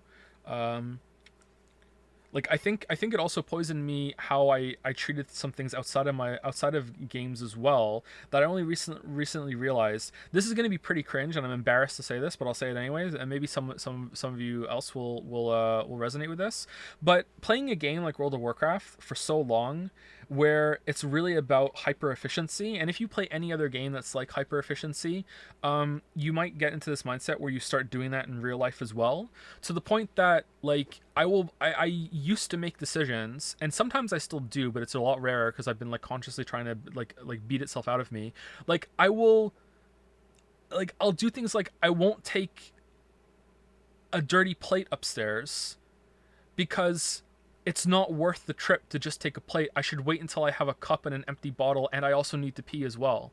Like, like I know how utterly insane that might be if you're not. Oh, there's people in chat that are like that too. Like, I feel like video games poison me like that, with high efficiency games like that, and like, it's just like, and I've been trying to do things over the past few years inefficiently on purpose, because I feel like, even though it is inefficient, in the long term it's more efficient because at least I get stuff done. Like, I don't know how, it's such a weird fucking thing. Like, and if you're sitting there right now going, oh my god, that's me, I didn't realize it, then maybe you can learn from that. But like holy shit, like, I don't even know when I realized that I was like that, but I really think that playing a game like World of Warcraft, like, when you play World of Warcraft, you're like, okay, well, I'm gonna go to that zone, but if I wait a couple days, by the time I go to that zone, I might have a couple more achievements to mop up at the same time, and also my raid ID is gonna reset on Tuesday, and then I can also go to fucking, like, whatever the fuck it was in Outlands at the same time. You know what I mean? Like, just like, I'll just wait. It's really easy to do that. And I think thinking about Genshin also made me think that too, about how Genshin exploits that efficiency part of your brain. That even though Genshin is like surprisingly fair when it comes to monetization, in terms of you seeing the content, like, you don't need to spend any money on Genshin to, well, maybe it's different now, maybe they've made the Abyss levels harder, but like, the Abyss isn't fun. Like, you don't really have to do anything in the Abyss. That's just there just to do it. Like, Genshin is surprisingly fair when it comes to demanding money of you. You can be free to play and see all the content. You have no issue whatsoever seeing all the content in Genshin. But if you view the characters as content, then obviously you can, and the characters in Genshin are a big part of that content. But there's a part of you that really wants to fill in the gaps of that efficiency. Like, well, like, if I had a weapon, even though I had a 5-star weapon, well, I would be doing like 30% more damage right now, and even though I don't need to, well, I would still be doing it faster. And well, I have a 5-star character, but I don't have a 5-star weapon, so it's kind of like I'm driving around in my fucking Porsche wearing a shitty pair of clothes. So don't I want to have like a good outfit to match my Porsche? I don't know much about cars, so I hope that analogy holds up. So like, it's that kind of level of efficiency that it kind of gets you. Anyway, so I just wanted to say that I've been kind of like poisoned by World of Warcraft, and I wasn't even playing a lot of games back then. And then I started playing Dark Souls, and Dark Souls made me realize, oh shit, there is like, I like games outside of this one. Oh damn, fuck. And like, I'm pretty sure I quit World of Warcraft shortly after that, but it wasn't because of Dark Souls. It was like a confluence of things. But yeah, excuse me. Do you still want to not iron your clothes? Who's ironing their clothes? No one irons their clothes. If you want to iron your suit, okay, for sure. I can see you ironing formal wear. Who irons a t-shirt? What? You're just wasting your time ironing a t-shirt. Come on. Look at all the non-clothes ironer has logged on. Do you think that collecting flask and weapon upgrades in open world is tedious on subsequent playthroughs? In Elden Ring, yeah, a little bit. Yeah, that's another point in the script I should have put in. That I don't know why normal weapons had a bunch of stuff you have to find, where with somber weapons you only have to find one of each. And also, like the naming conventions were kind of lazy there. It really feels like placeholder, and they just left it in. I saw someone make the argument on Jads. I think some of the comments I made in the video were from talking to people on Jads. Like a big one was that I probably would have realized this myself, but I don't want to take credit for it. I don't. That's kind of a shitty thing for me to say. I probably would have come to the thought that you are supposed to have torrent for the boss at the end. But I'm pretty sure someone on Jad said that, and I read it, and I was like, oh yeah, that's right. So, but how do you credit someone on Jad's? And also, did they read that somewhere as well too? It's kind of messy. But there were some comments and stuff that I read, and I was like involved in some conversations on Discord when it came to making that video, and I thought that I should have said that. But yeah, the someone on there said something, or maybe it was on Reddit. They said that the numbers on the upgrade materials for normal weapons is a good indicator of what the level of the zone that you're in. And I disagree with that a little bit because they're kind of scattered all over the place, and sometimes you can find some higher level ones earlier than you think you should. But it's not the worst idea to have the levels right there, so you understand, should you be here yet? Should you go somewhere else? But it just seems kind of lazy compared to like the small, large Titanite chunk kind of thing that they did in the previous ones. Will you stream on YouTube or Twitch or just Twitch? I'm not allowed to stream on YouTube. I'm actually, am I?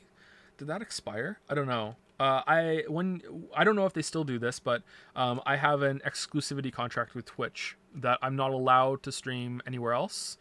At least that's what I remember reading it, and I'm also not allowed to put any content on YouTube or any other platform that I put on Twitch for at least 24 hours after it's on here. I'm pretty sure that's something that they have. But yeah, and that's fine. I'm okay with that.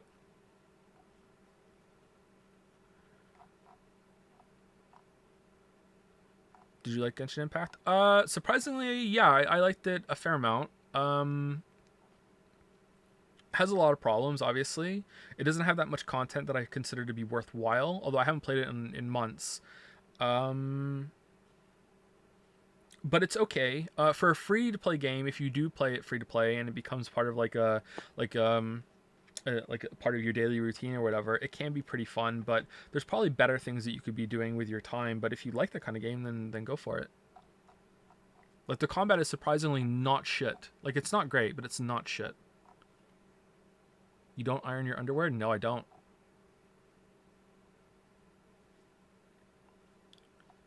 Do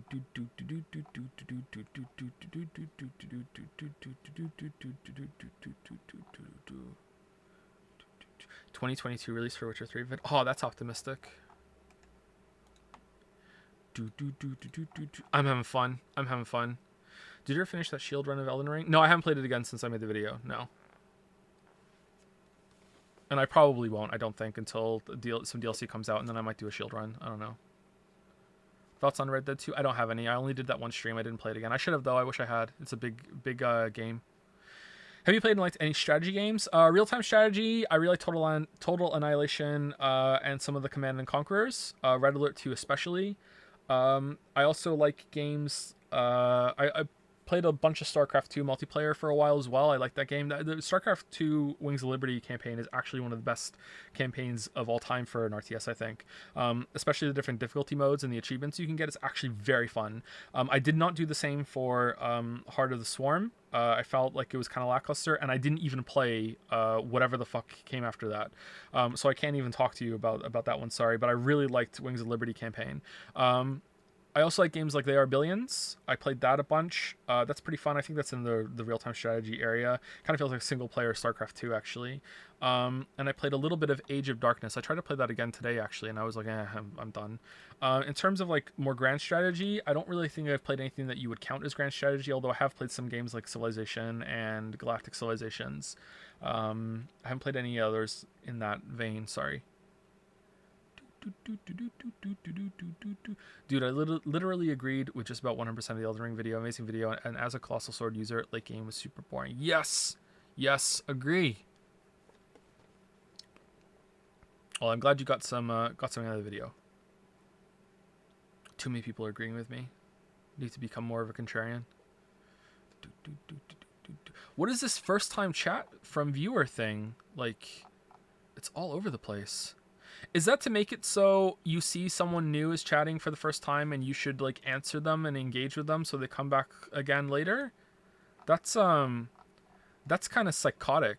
I mean, I'm definitely going to do that, but like, you know what's even more psychotic about it is that it draws, like, I'm being conditioned too because it draws my eye.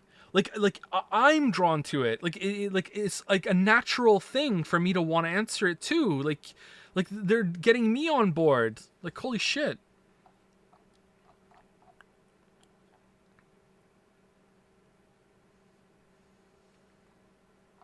It's also to keep an eye on folks that maybe they should be boxed quickly. Ah, interesting.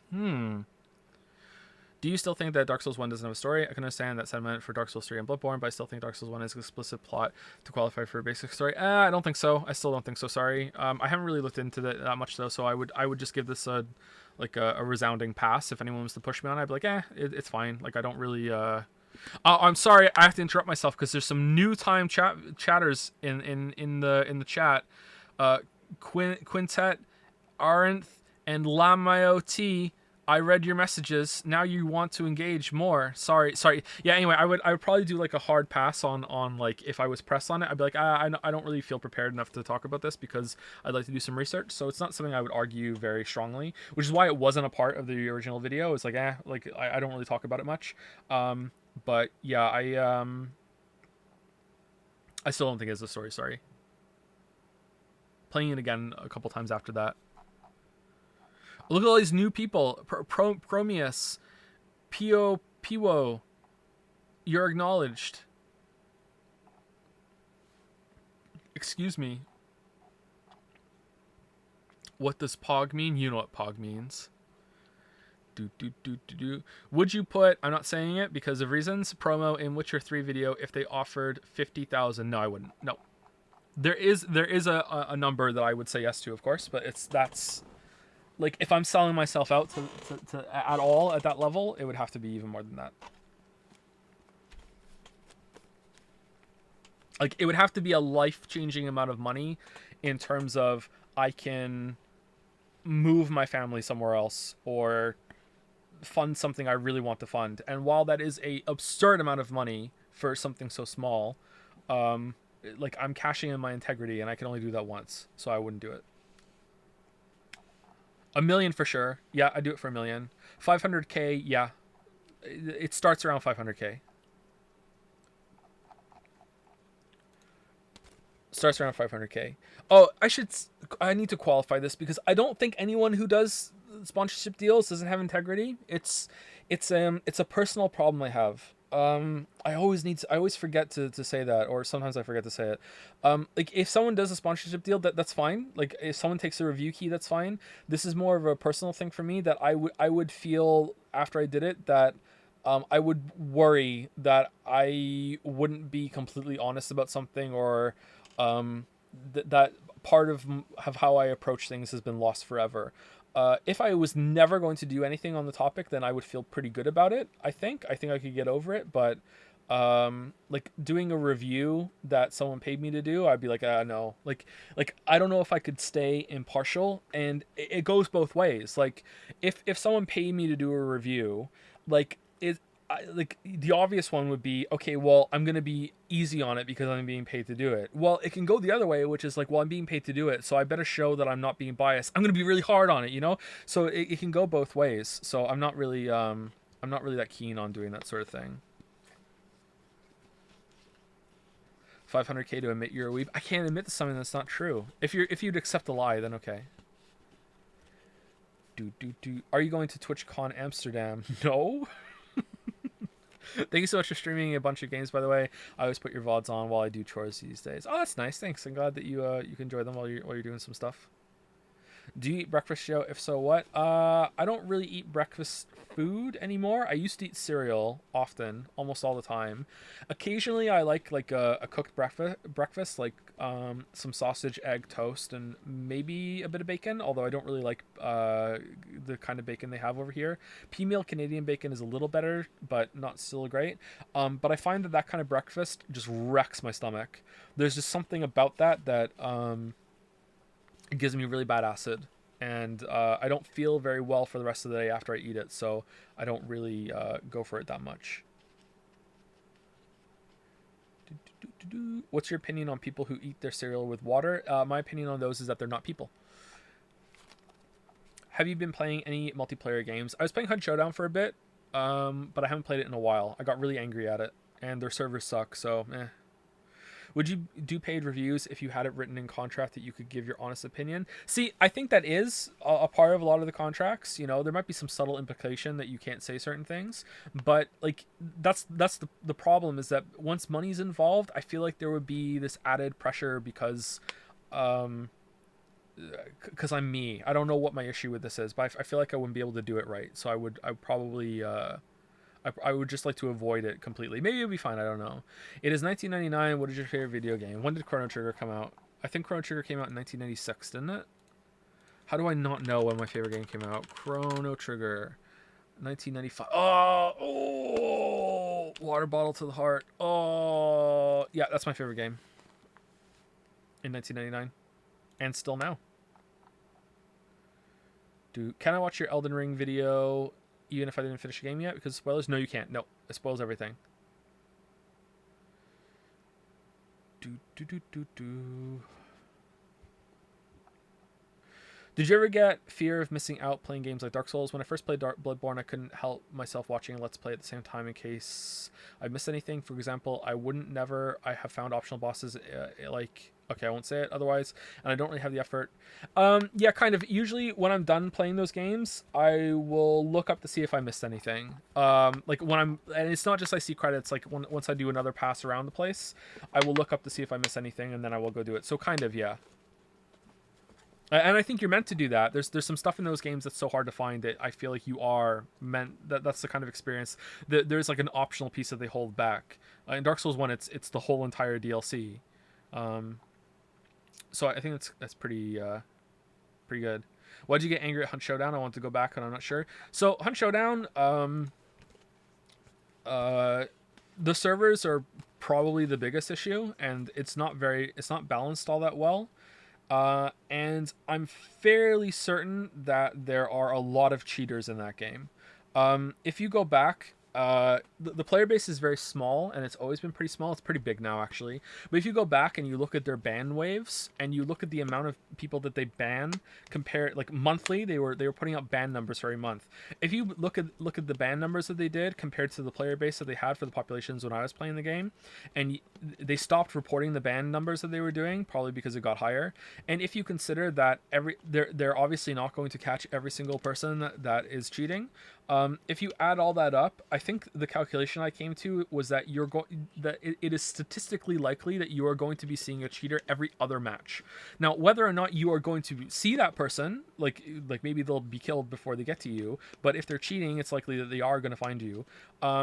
It really wears you down when you can never really be certain, especially with the amount of just like completely horseshit headshots you can get from like 300 meters away with like a fucking Cadwell uppercut. Like, I don't know. Like, I also found it pretty suspicious that when I would move up in the MMR, like when I was at a 5-star ranking for a while, the matches actually got easier than when I was at a 3 or a 4-star MMR.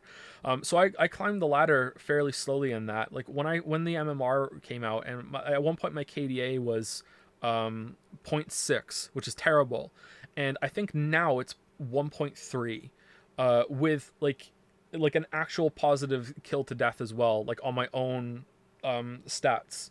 So like I got it a lot better, and when I was climbing up the ladder, it wasn't always like easy, harder the whole time. And the amount of suspicious shit I saw earlier, especially when they were doing like free promos and the game was on sale, really made me suspicious. So yeah, I'm sorry I'm talking about Hunt Showdown when a lot of you don't really give a shit about that. But like even outside of that, let's just say that I'm wrong about this, and like all the things that I think are suspect are just like weird server issues. The servers are still bad. Where the amount of times that I would like shoot someone in the head and they just wouldn't die. You know, like I record my footage so I can see it back, and the amount of times it's just like, okay, this was a headshot, and it's just like they don't die. I even see like blood splatter go up, and the hit just doesn't register, stuff like that. Yeah, it's pretty annoying. So as much as I love the game, it also has because it's just so unique. But it just has a lot of problems. The biggest problem it has in gameplay is the stalemates that you can get into. This will be the last point, I promise, and I'll answer something else that people actually care about. So Hunt Showdown is really is heavily based on sound. It's one of the best things about it, and it's based on getting into compounds, killing a boss, and then you have to a PvE boss, and then you have to leave with the bounty to get to an extract while the other players are trying to kill you. And it's very very compelling, and the gunplay is very slow, and it's a very thoughtful slow game. It's quite fun. But the thing is that there's this shotguns versus long range ammo, pretty much. Not always with scopes either. Like rifles versus shotguns is kind of like the meta there. If you've played the game, you know I'm boiling it down. Like I'm making it basic for the sake of the discussion. So the thing is that if you are someone who is planning to kill a boss, it behooves you to go into the compound with a close range loadout to kill the boss, because you have to stay in the compound for about like a minute or two while the boss gets ready to drop its bounty, and then you can leave.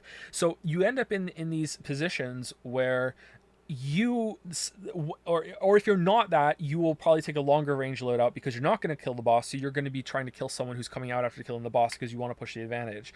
So it leads matches into this position where there's a team that is stuck inside a house, a building, with close range weaponry, and a team outside that is got long range weaponry, and they're both making the best tactical and smart decisions, because why would you push in when you have long range weaponry, and why would you push out when you have short range weaponry? No one is making a bad decision, and it just basically boils down to who loses their patience first.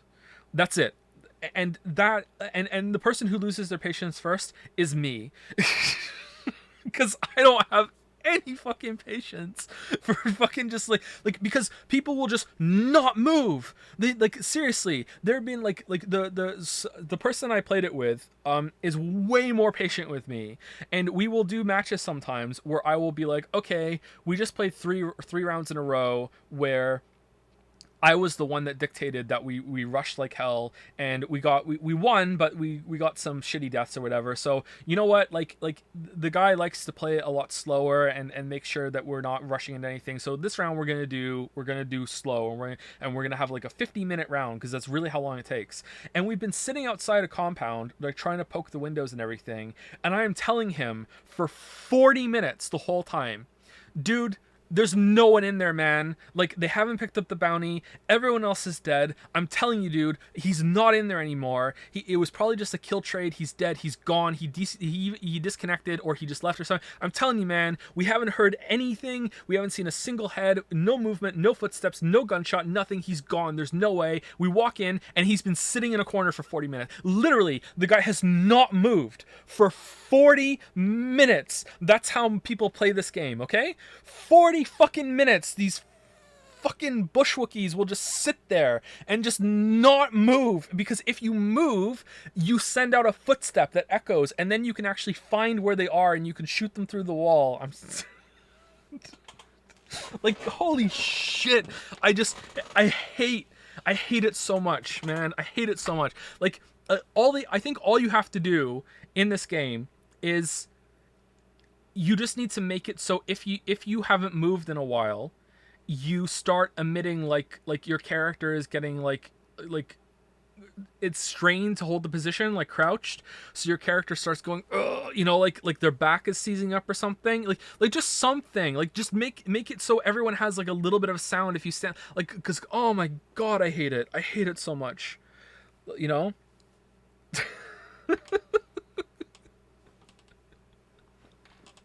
Anyway, I'm sorry.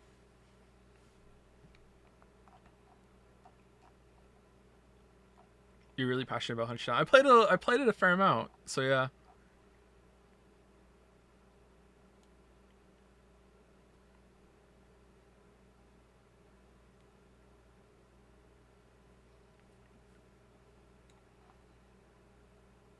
You start farting. Have you played the DLC for Outer Wilds, and what did you think of it? I have not yet. I'm saving it for stream.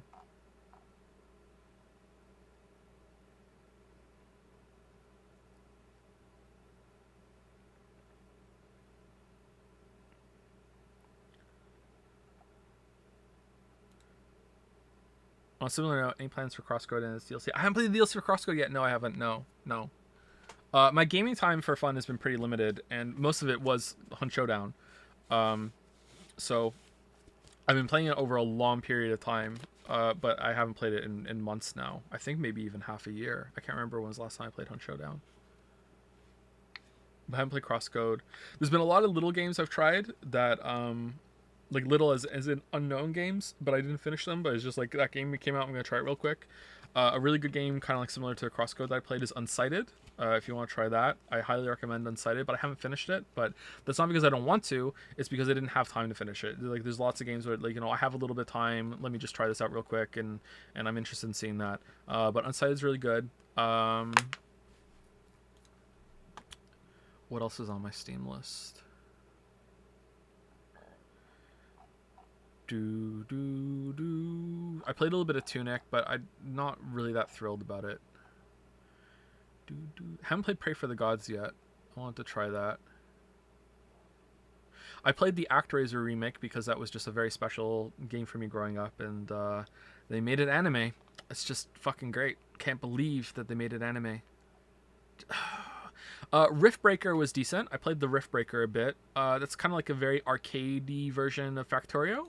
So if you like something that's a little more twitchy and shooty and has like kind of Factorio vibes, the Riftbreaker is actually pretty good.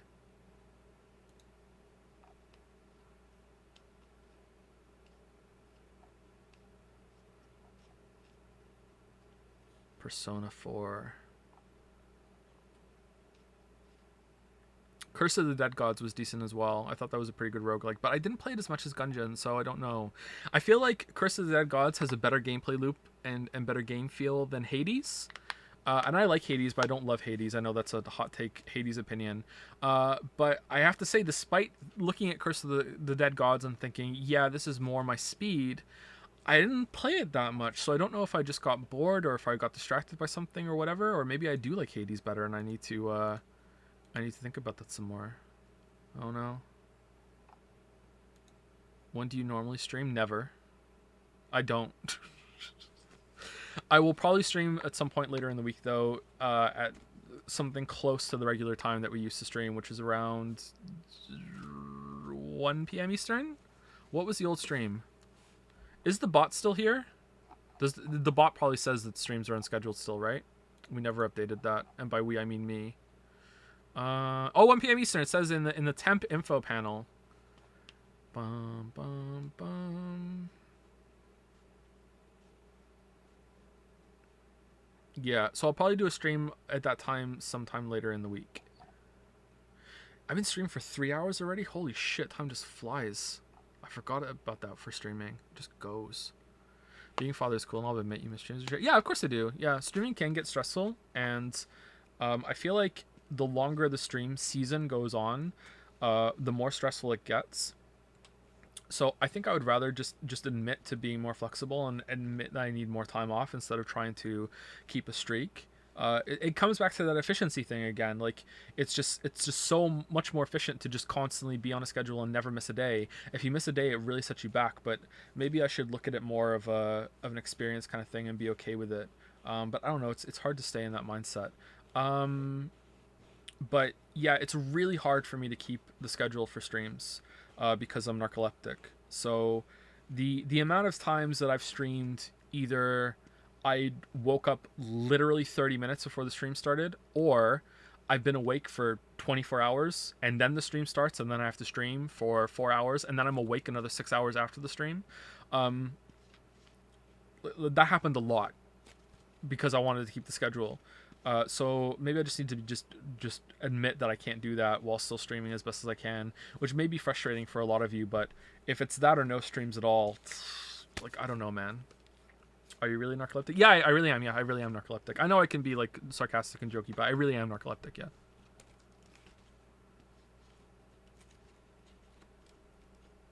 Sorry if I answered. Begging plans to start uploading old stream VODs on second channel again. Cage Miss is the funniest series of streams. I want to rewatch it if it's not been lost to the void. There is a way to see them. I think I think they are on YouTube. Someone else uploaded them.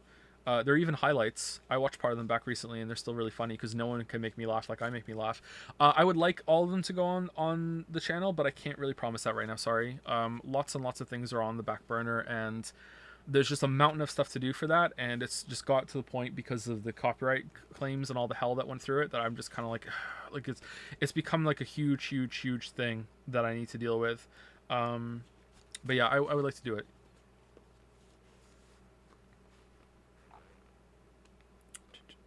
Were you surprised at the reaction of the Elden Ring video?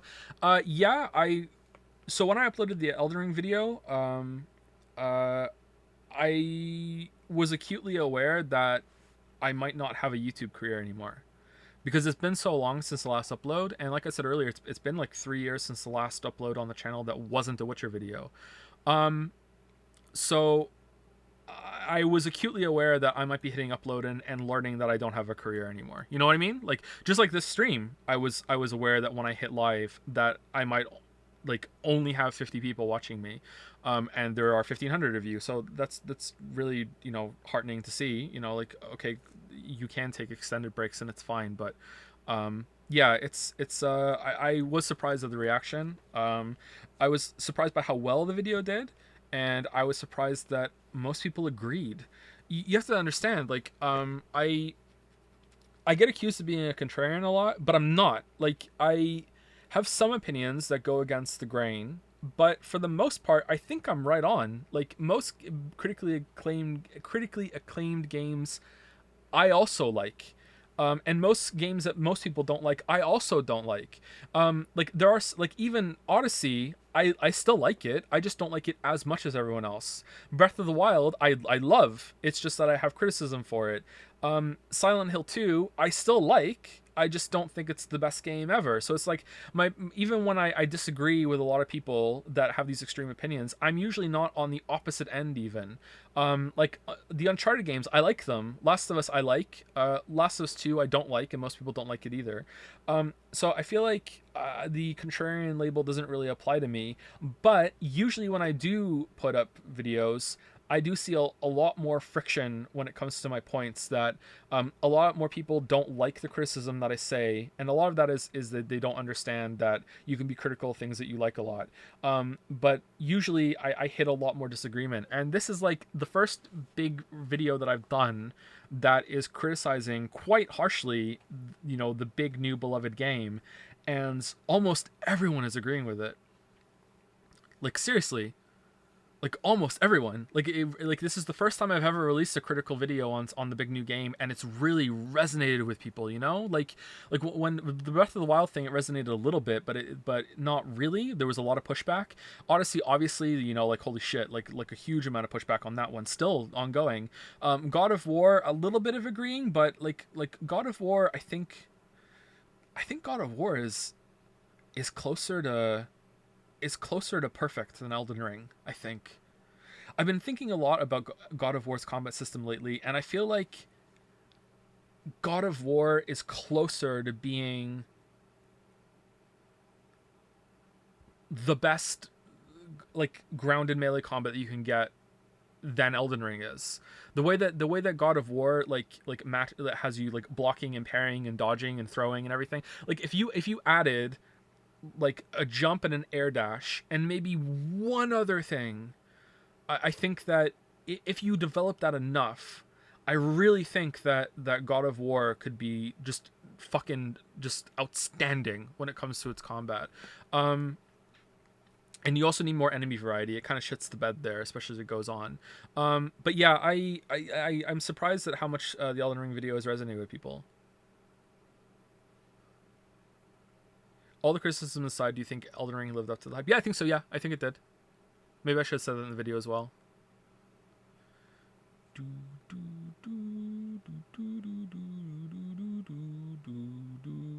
You play Hunt Showdown? Not anymore. See, I read that because it was first time chat from viewer. God damn it, Twitch. I'm like a fucking dog here.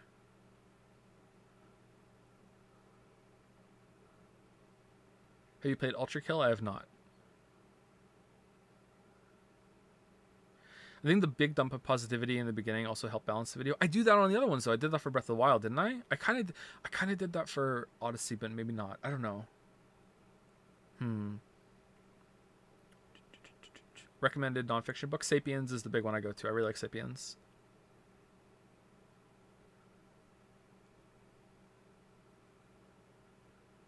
Can you please upload the stream on YouTube if you have time? I could maybe. We'll see. Just the text on the screen. Have you tried parrying in Elden Ring? It made me discover that number of bosses have almost unavoidable default attacks like Morgott one-handed upward swing or big one's downward one. No, I didn't parry. I don't parry in these games anymore. I don't parry and I don't fish up backstabs. Although occasionally I will like accidentally backstab or I won't be able to resist the backstab. And occasionally now and then I will parry, but I didn't parry. I didn't have a shield out for like my playthrough, so I couldn't parry in Elden Ring.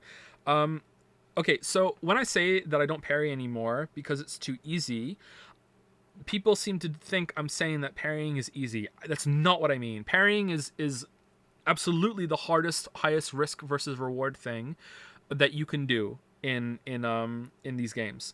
So I'm not saying the act of parrying is too easy. It's just that when you get good at parrying to the point that that's all you do, it becomes really easy because you get so used to it, and I get bored. And I just really don't like doing it. Like, I parried all the way through Dark Souls 1, and that was enough parrying for me for the rest of my life. Like, it's not just that, it's also boring. There's so much downtime. Like, I don't know if, like, is this another thing that's just for me, that whenever I parry someone in Dark Souls, and then I get the riposte, like, I take a swig of my drink. Like there, I'm trained, again, like a dog. Like, if I don't have a drink, I'll scratch my head. Like, or I'll put the controller down for a second. Like, I do a little fidget every single time I get the riposte off after I get a parry off in Dark Souls 1 because it just takes so long. So like I just don't like that part of it. And backstabs I don't like doing because, again, it just trivializes so much of Dark Souls 1. But I don't think you can do that all that well in Dark Souls 3 and Elden Ring now anyway. So I think that's a little bit more fair. I like guard counter slot. I do too. I think it's a good system.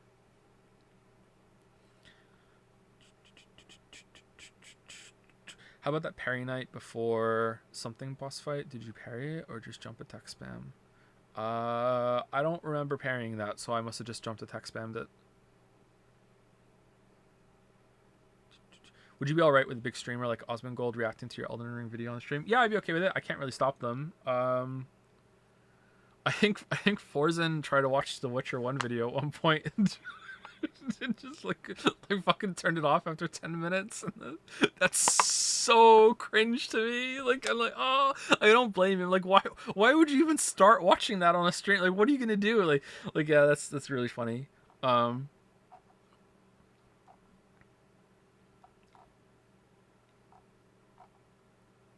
For Elden Ring, I was surprised you didn't bring up the crafting system. I found I never used any items I collected, and I did enjoy finding items that would be good against dragons or something, but I couldn't use them on unique weapons, which you're encouraged to use. So I kept picking up a lot of junk and never used items. Yeah, that's another thing that I wish I put in the video, like discussing the crafting system. I never used it at all, even though I kind of like the idea of having like the reusable pots that you can make something and you get it back when you use a bonfire. That seems like a good system to me, but for whatever reason, I was like, I don't want to use that, even though it doesn't break my rule of limited consumables. It seems like a fair system if you want to go with that. I just didn't engage with it, so I didn't want to criticize it, but I will criticize that so much of the loot is devoted to that shit. Like, what are those red leaves that you can pick up that are sometimes in chests. I think those are due a crafting, right? It's like, all right, well, this is a waste of time. Again, it's like more universal rewards, but maybe the crafting is supposed to be a universal reward and not engaging that as a mistake. But man, I don't. I feel like the game is kind of bad if you're meant to do all that shit.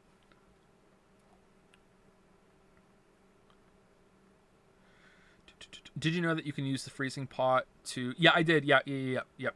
I didn't know that now. I didn't know that when I made the video. I know that now. I've seen someone say it. Yeah.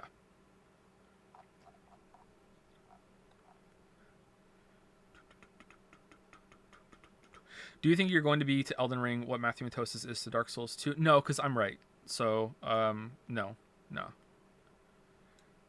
Have you seen...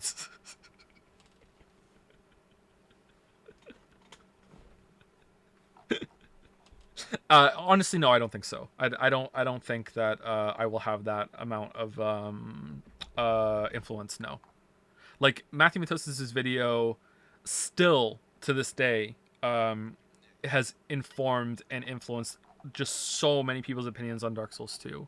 I don't think my video will be that. No, I think there's a lot more people doing the kind of videos that we do now. So I don't think it can be attributed to just one person.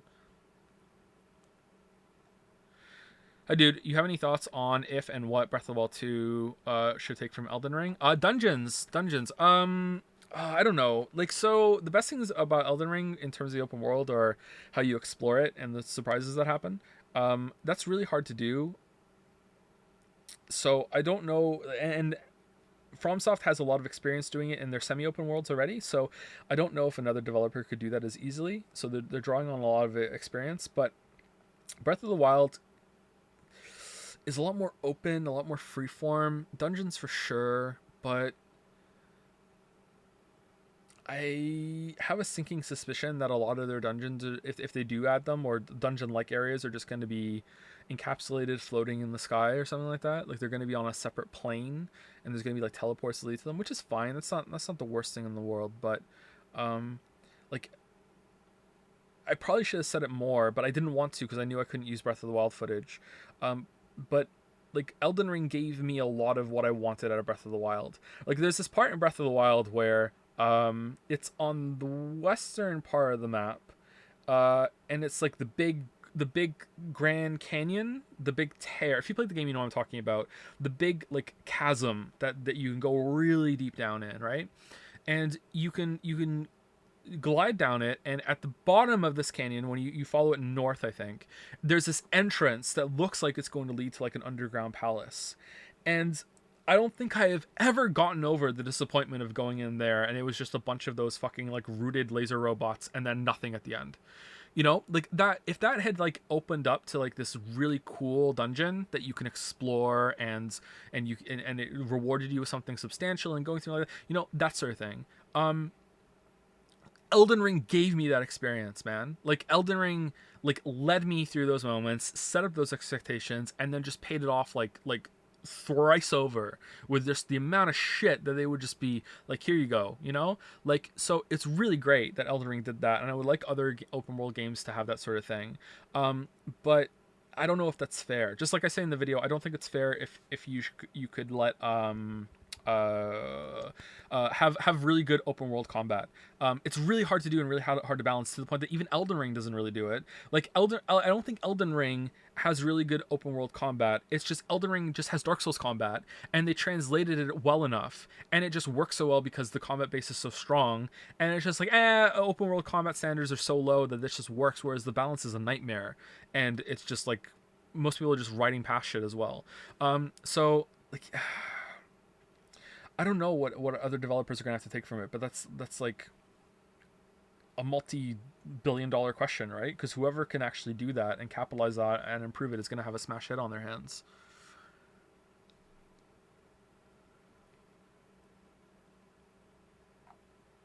As someone who still mostly cares about spoilers on where to find things, is your Elden Ring video safe to listen to? I mean, are you talking about items, like where to find weapons and stuff? Because if so, yeah, probably it's safe. But if you're talking about like where to find areas and bosses and everything, then no, don't listen to it. ever considered a game design career. I am sort of doing that, but it's very much in the background for now, kind of. Are you planning on playing the Elden Ring DLC when it comes out? Yeah, absolutely. Yeah. Have you played Satisfactory? I have. Yes, I like it quite a lot. It has some big Subnautica vibes. I think that it's going to be absolutely fantastic if they can capitalize on some of the exploration things that they do. When I played it, it was about 2 years ago, I think, and I was really surprised by how many rewards you could find in the world, but at that time they were all placeholder rewards. And I really enjoyed the exploration of that game, and I wasn't expecting that. I was expecting it to be like a 3D, just Factorio, like whatever, just build a factory. But it actually has like an alien biome, and you can like see things around and everything. I think they're gonna add a story to it, maybe, I don't know. But like I would, maybe it's already got more into it. I haven't played it in so long. But yeah, I think that that's gonna be a very, very good game when it's completely done. So you disagree with Matthew on Dark Souls 2? I have a video on Dark Souls 2 where I lay out my arguments of why I disagree with like maybe two of his major points, but the rest I do agree with. Dark Souls 2 is definitely the weakest in the series, and when Matthew Matosis made that video, he hadn't, the DLC wasn't out, so like a big part of my argument of why Dark Souls 2 is actually a parody with Dark Souls 1 is that the DLC is just so fantastic. However, having said that, Dark Souls 2 is very strange in that there, so for a long time there was only Dark Souls 1 and Dark Souls 2, and going from one to the other, there's probably a gap between you playing them. If you play Elden Ring, Dark Souls 1, Dark Souls 3, even Sekiro and Demon Souls, and then you play Dark Souls 2, which is what I did when I replayed them all for Elden Ring, Dark Souls 2 just feels like the jankiest ass movement ever. I don't know what the fuck is wrong with Dark Souls 2's movement, but there's like, honestly, I think you have to play Dark Souls 2 for like 4 fucking hours before you finally acclimate to this weird ass fucking movement that it has. And even down to the attack swings, a lot of the attack swings are just like, what the fuck is this shit? Like, it takes so long for you. It's even slower than Dark Souls 1 in some respects. So I it's really hard to judge because like right now replaying them, I was like, I even said to like Wuggy, I think I was talking to Wuggy about it because Wuggy was replaying Dark Souls 1 at one point, and I was saying to Wuggy, I'm like, why did I ever like Dark Souls 2? Like, I don't understand. Like, what the fuck? Like, how did I ever make those videos? Because like I'm listening to myself like past Joe talk about how much he likes Dark Souls 2, and here I am playing it now in 2022, and I'm like, oh my god, what the fuck? Like it feels so bad, and then I played a little bit more, and I'm like, oh okay, I remember now. You have to get used to the movement. It feels really fucking weird, and it's like in a lot of ways, Dark Souls 2 is like the least Souls like of them all because it's just such a weird thing to control. But my big things I disagree with Matthew Matosis on were the one-on-one fights, because Dark Souls 2 makes it work with regenerating health, and you need to engage with that system. And the lock on with the camera. You don't have to use the regenerating health if you're good with the SS and taking the camera lock off on, but it erodes the whatchamacallit, the predictable and the preventable part of the combat, but it gives you regenerating health, so it makes sense. Sort of like Bloodborne, a lot of the fights in Bloodborne also kind of encourage trading, and trading is a way to get a win, and like you get healed for trading, so it is very much encouraged. So they're different games for that.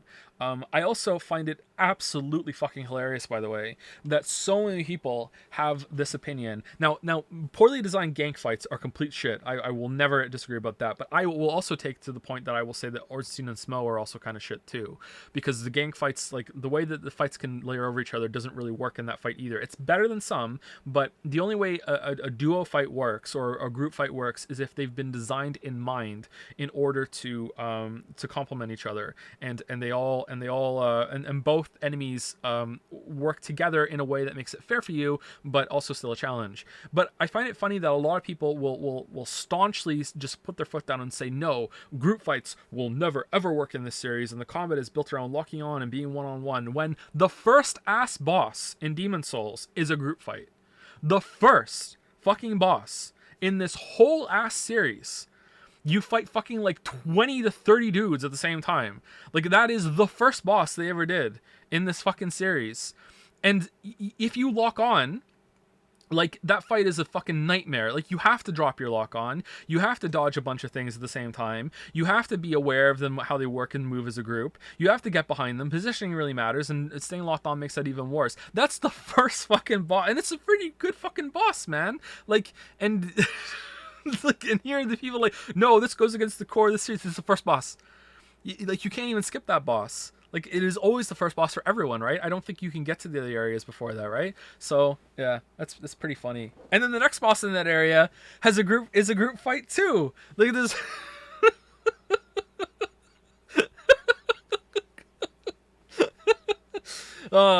It's pretty funny.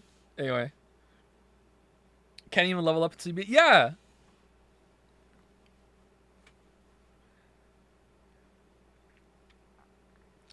do. But everything else, I agree. The game is very lackluster when it comes to encounter variety. The way the world is put together is not that great. I do also think that H Bomber Guy had a point when he said that the way that the world is put together in Dark Souls 2 leads to more surprises. I don't agree with him, but I do think he has a point there that there is something there. Like, from that observation, and that a game that is built around that kind of like unveiling and surprises, so it's not exactly put together well. Like, at the beginning of that game, you even are dropped into kind of like a dreamland, and it's not exactly sure if this is a place that totally makes sense. But like, I don't think it works that well in Dark Souls 2, but I can't disagree with the point completely. I think it does have some merit. But yeah, everything else I agree with Matthew Matosis on. For Dark Souls 2, it's pretty lackluster, and the DLC saves it. What do you want FromSoft to do next? Sekiro sequel? I think Bloodborne. I think a Bloodborne sequel. Give Bloodborne a jump and something like the perilous attack system, but it doesn't have to be exactly the same. Give Bloodborne a jump. I think Bloodborne would actually, like, I like a hook shot or a grapple kind of works for that, don't you think? Like, can't you see like the hunters having like a more like steampunky like chain based grapple that they're like they shoot out like a fucking harpoon that just like and they can go up shit like that. Like, I think that would fit quite well for that series. I know it's very much like Sekiro, but like, I think taking a lot of Sekiro and putting into Bloodborne would work like fucking wonderfully. And if you add that with the trick weapons, I think you have a really good system. I think that you have a lot of offensive variety and build variety from all the trick weapons, so people are happy on that front. You can build encounters around them, players having all of these options and everything you build around too, so you can design encounters specifically for them, like that you could already, but Sekiro does that even better. And Bloodborne's theme is the only one that they don't really do the same thing over and over and over again. Like, even Sekiro kind of retreads some of the same ground, not really, but I would put Bloodborne as the furthest away from the rest of the Souls games in terms of themes and stuff like that. So I would really like to see them go back there with that sort of thing, but I don't think they will. For whatever reason, they won't. But we'll see. Speaking of which, have you seen H Bomb's latest Human Revolution video? I have. Yeah. It's really good. I enjoyed it a lot.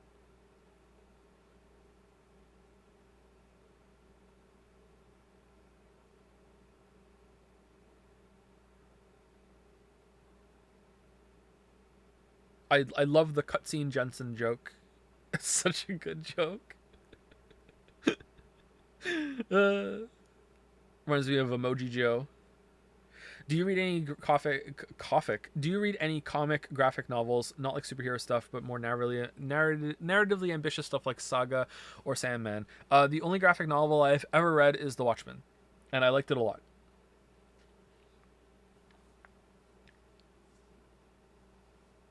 But I read a PDF of it for reasons. But I have it now, and I haven't read the physical copy. Like, I have an actual physical copy. Lily got it for me for Christmas last year, I think, and I haven't read it yet.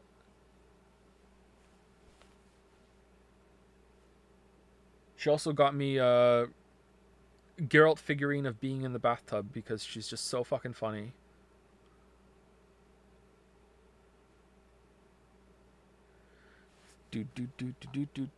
Two Christmases in a row, she's got me a Witcher figurine. Have you had this problem in Elden Ring that in Dark Souls you can just hug the wall to follow the route to get all items and explore everything, but in Elden Ring this approach just ruins open world and getting rid of this habit is very difficult? No, I don't think so. I usually engage with the layout and try and figure out where I'm supposed to go instead of just hugging the wall. But if you do like to follow walls in games, like I know some people do like to play that. I knew someone growing up that would play games like that. That they would like open a mini map in the game and they would see the boundary and they would actually just do a full circuit to make sure they don't miss anything. So I know that some people do that, but no, I don't play like that, so I didn't have that problem. How many people did you expect to join the stream? Like I thought like at best I would have like 400 people here. It's gone up as time has gone on. I should end it soon though. It's been 3.5 hours and I've needed to pee for like 2 hours. Favorite boss in area in Sekiro? My favorite boss is one I don't want to say because someone might spoil it. I show it in the Sekiro video though, so you know when I talk about the camera. Sorry, the Elden Ring video. Area, the last one for sure.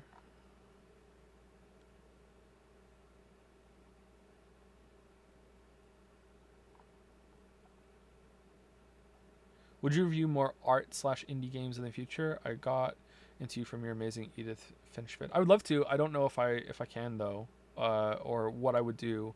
The future videos is kind of up in the air because of being a dad. There's like 3 rough years ahead of us that I don't exactly know what's going to happen. Is difficulty in a video game subjective? Yeah, of course, yeah. Like I don't really know exactly what you mean, but like if you do mean that some people are going to find certain things harder than others, and not just because they're more experienced, but just they are just going to click with it better, then yeah, for sure, yeah.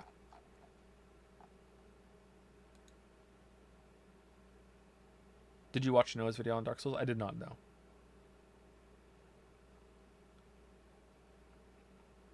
How are you, Joe? Good to see you back in any case. I'm doing okay, thanks. Thoughts on Lost Ark? I have not played Lost Ark, so I can't comment on it. Sorry. Do you think some staff of CD Projekt Red watch your Witcher 1 and 2 videos? Do you think they'll watch your Witcher 3 video? I know for sure that at least a couple of them did. Usually there are some devs that watch the videos. I don't know if they tell me that just out of being polite or some sort of community management. I have had some devs message me from some high profile studios and say, like, a lot of us watch your videos and we get a lot out of them, so thank you for that and blah blah blah blah blah. And it seems earnest to me. But I don't know for sure.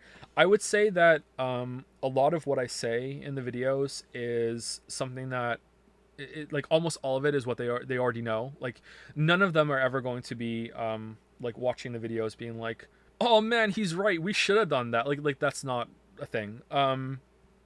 But they might, because the way I structure the videos is very evidence based. Like this is coming from my own place of taking feedback. If anyone ever says to me, your videos are too long, you need to make them shorter, like I will just say, if I'm expected to respond, I'll just say, okay, thank you. But if they're saying it in a vacuum and I'm not like they're not expecting me to read it, then I will just dismiss it. It's like this means nothing to me.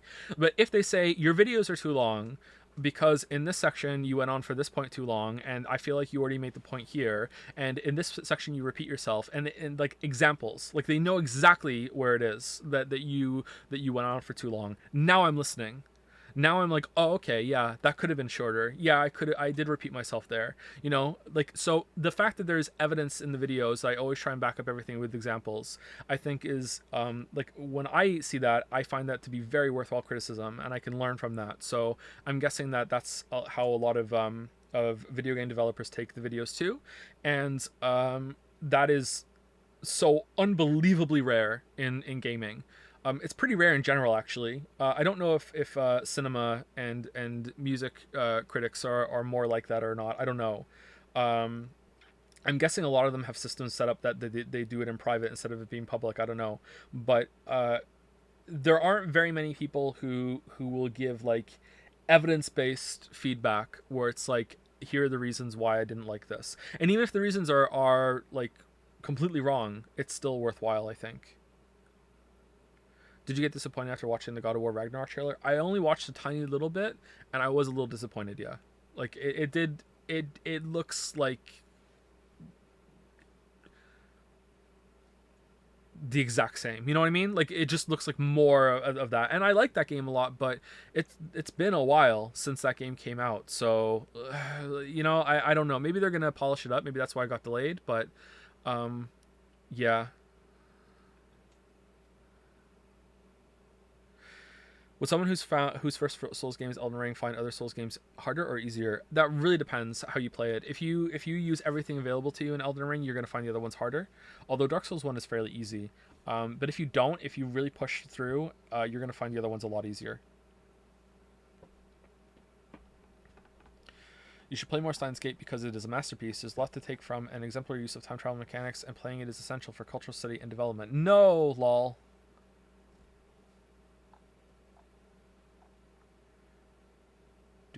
Are you going to stream Silk Song when it comes out? Probably not. I think I'll play that on my own.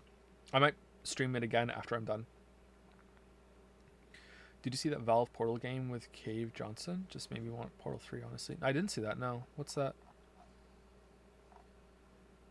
Do you sometimes play Sekiro just for fun and enjoyment? No, not really. I don't really play many games just for that right now because I don't really have time. I said earlier, like the only game I'd really be playing for that is like Hunt Showdown, and occasionally I'll play a game like for a little bit, but not really engage with it all that much.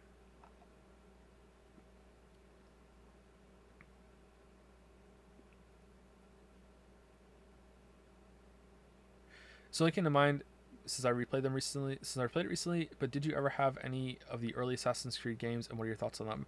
I played Assassin's Creed 1 when it came out, and I liked it actually. And I think I played 2. Yeah, I definitely played 2, but I don't think I played any of them after that. I played uh the fourth one briefly, and I haven't played Valhalla. I played Origins on stream for a bit, and I played the one after that a fair amount actually, but I didn't finish it. That's for the Witcher 3 video. What is that one? Fuck. Where you play as Cassandra or the other guy, but I played as Cassandra, so that's the only one I know. What game is that? Assassin's Creed Odyssey. Thank you. Holy shit, I don't know why I can't remember that. I liked Assassin's Creed 1 when it first came out. I don't know if this is right or not, or maybe I was just like naive at the time. But the first time that I played Assassin's Creed 1 and I saw the dynamic climbing system in that game, my mind was completely fucking blown, and like it was just like holy shit. It was like on the level of like Portal of like I can't believe the technology, like that was just amazing. Like the climbing when it first came out. That alone made it worth it, and there like the crowds in that game were really impressive. The gameplay was all right. The running felt okay. It would probably feel clunky now, but like I enjoyed that game. It was pretty good. I enjoyed the second one a little bit too, but like I don't know, as they went on, I kind of lost interest. And then something got spoiled for me, and I was just like, ah, fuck it. 13 Sentinel stream went. I don't know, but we will stream it at some point. There was a 30-minute tech demo for the Steam Deck. I have one of those, by the way. It had Cave Johnson in it, and this fake Wheatley was pretty funny. Oh, that sounds pretty fun.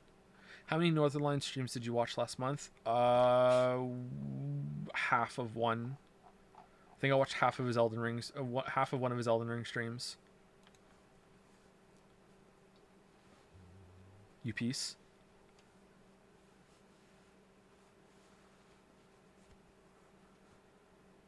What are your thoughts on the latest Spider-Man skin design for Fortnite? I don't have any, and I think I'm going to call it here, everybody. I'm starting to get a little wilted, and I'm slurring a little bit more. So 3 hours and 40 minutes. That's actually pretty good, considering I haven't done this in a while. I will stream at a normal time. At 1 p.m. Eastern. At some point in the week. It won't be today. Maybe Thursday, Wednesday or Thursday, I'll do a test stream. We'll actually play a game, but I'll probably just do another Q&A thing where I just answer questions while the game's on the background, and we will see if and we'll see how the sound is with the kids awake and making a bunch of noise. And it's a good time to stop now too, because people are going to start waking up soon. So yeah, that's it. So thank you for stopping by. Hopefully this was somewhat enjoyable. I mostly wanted to answer questions about the Elden Ring video, but we ended up doing just more of a Q&A kind of thing anyway. Yeah, so we'll see how it goes on the next stream later in the week, and if it's fine and the audio is okay, like I don't know if we'll be able to confirm it in one stream because maybe the kids are going to be quiet that day.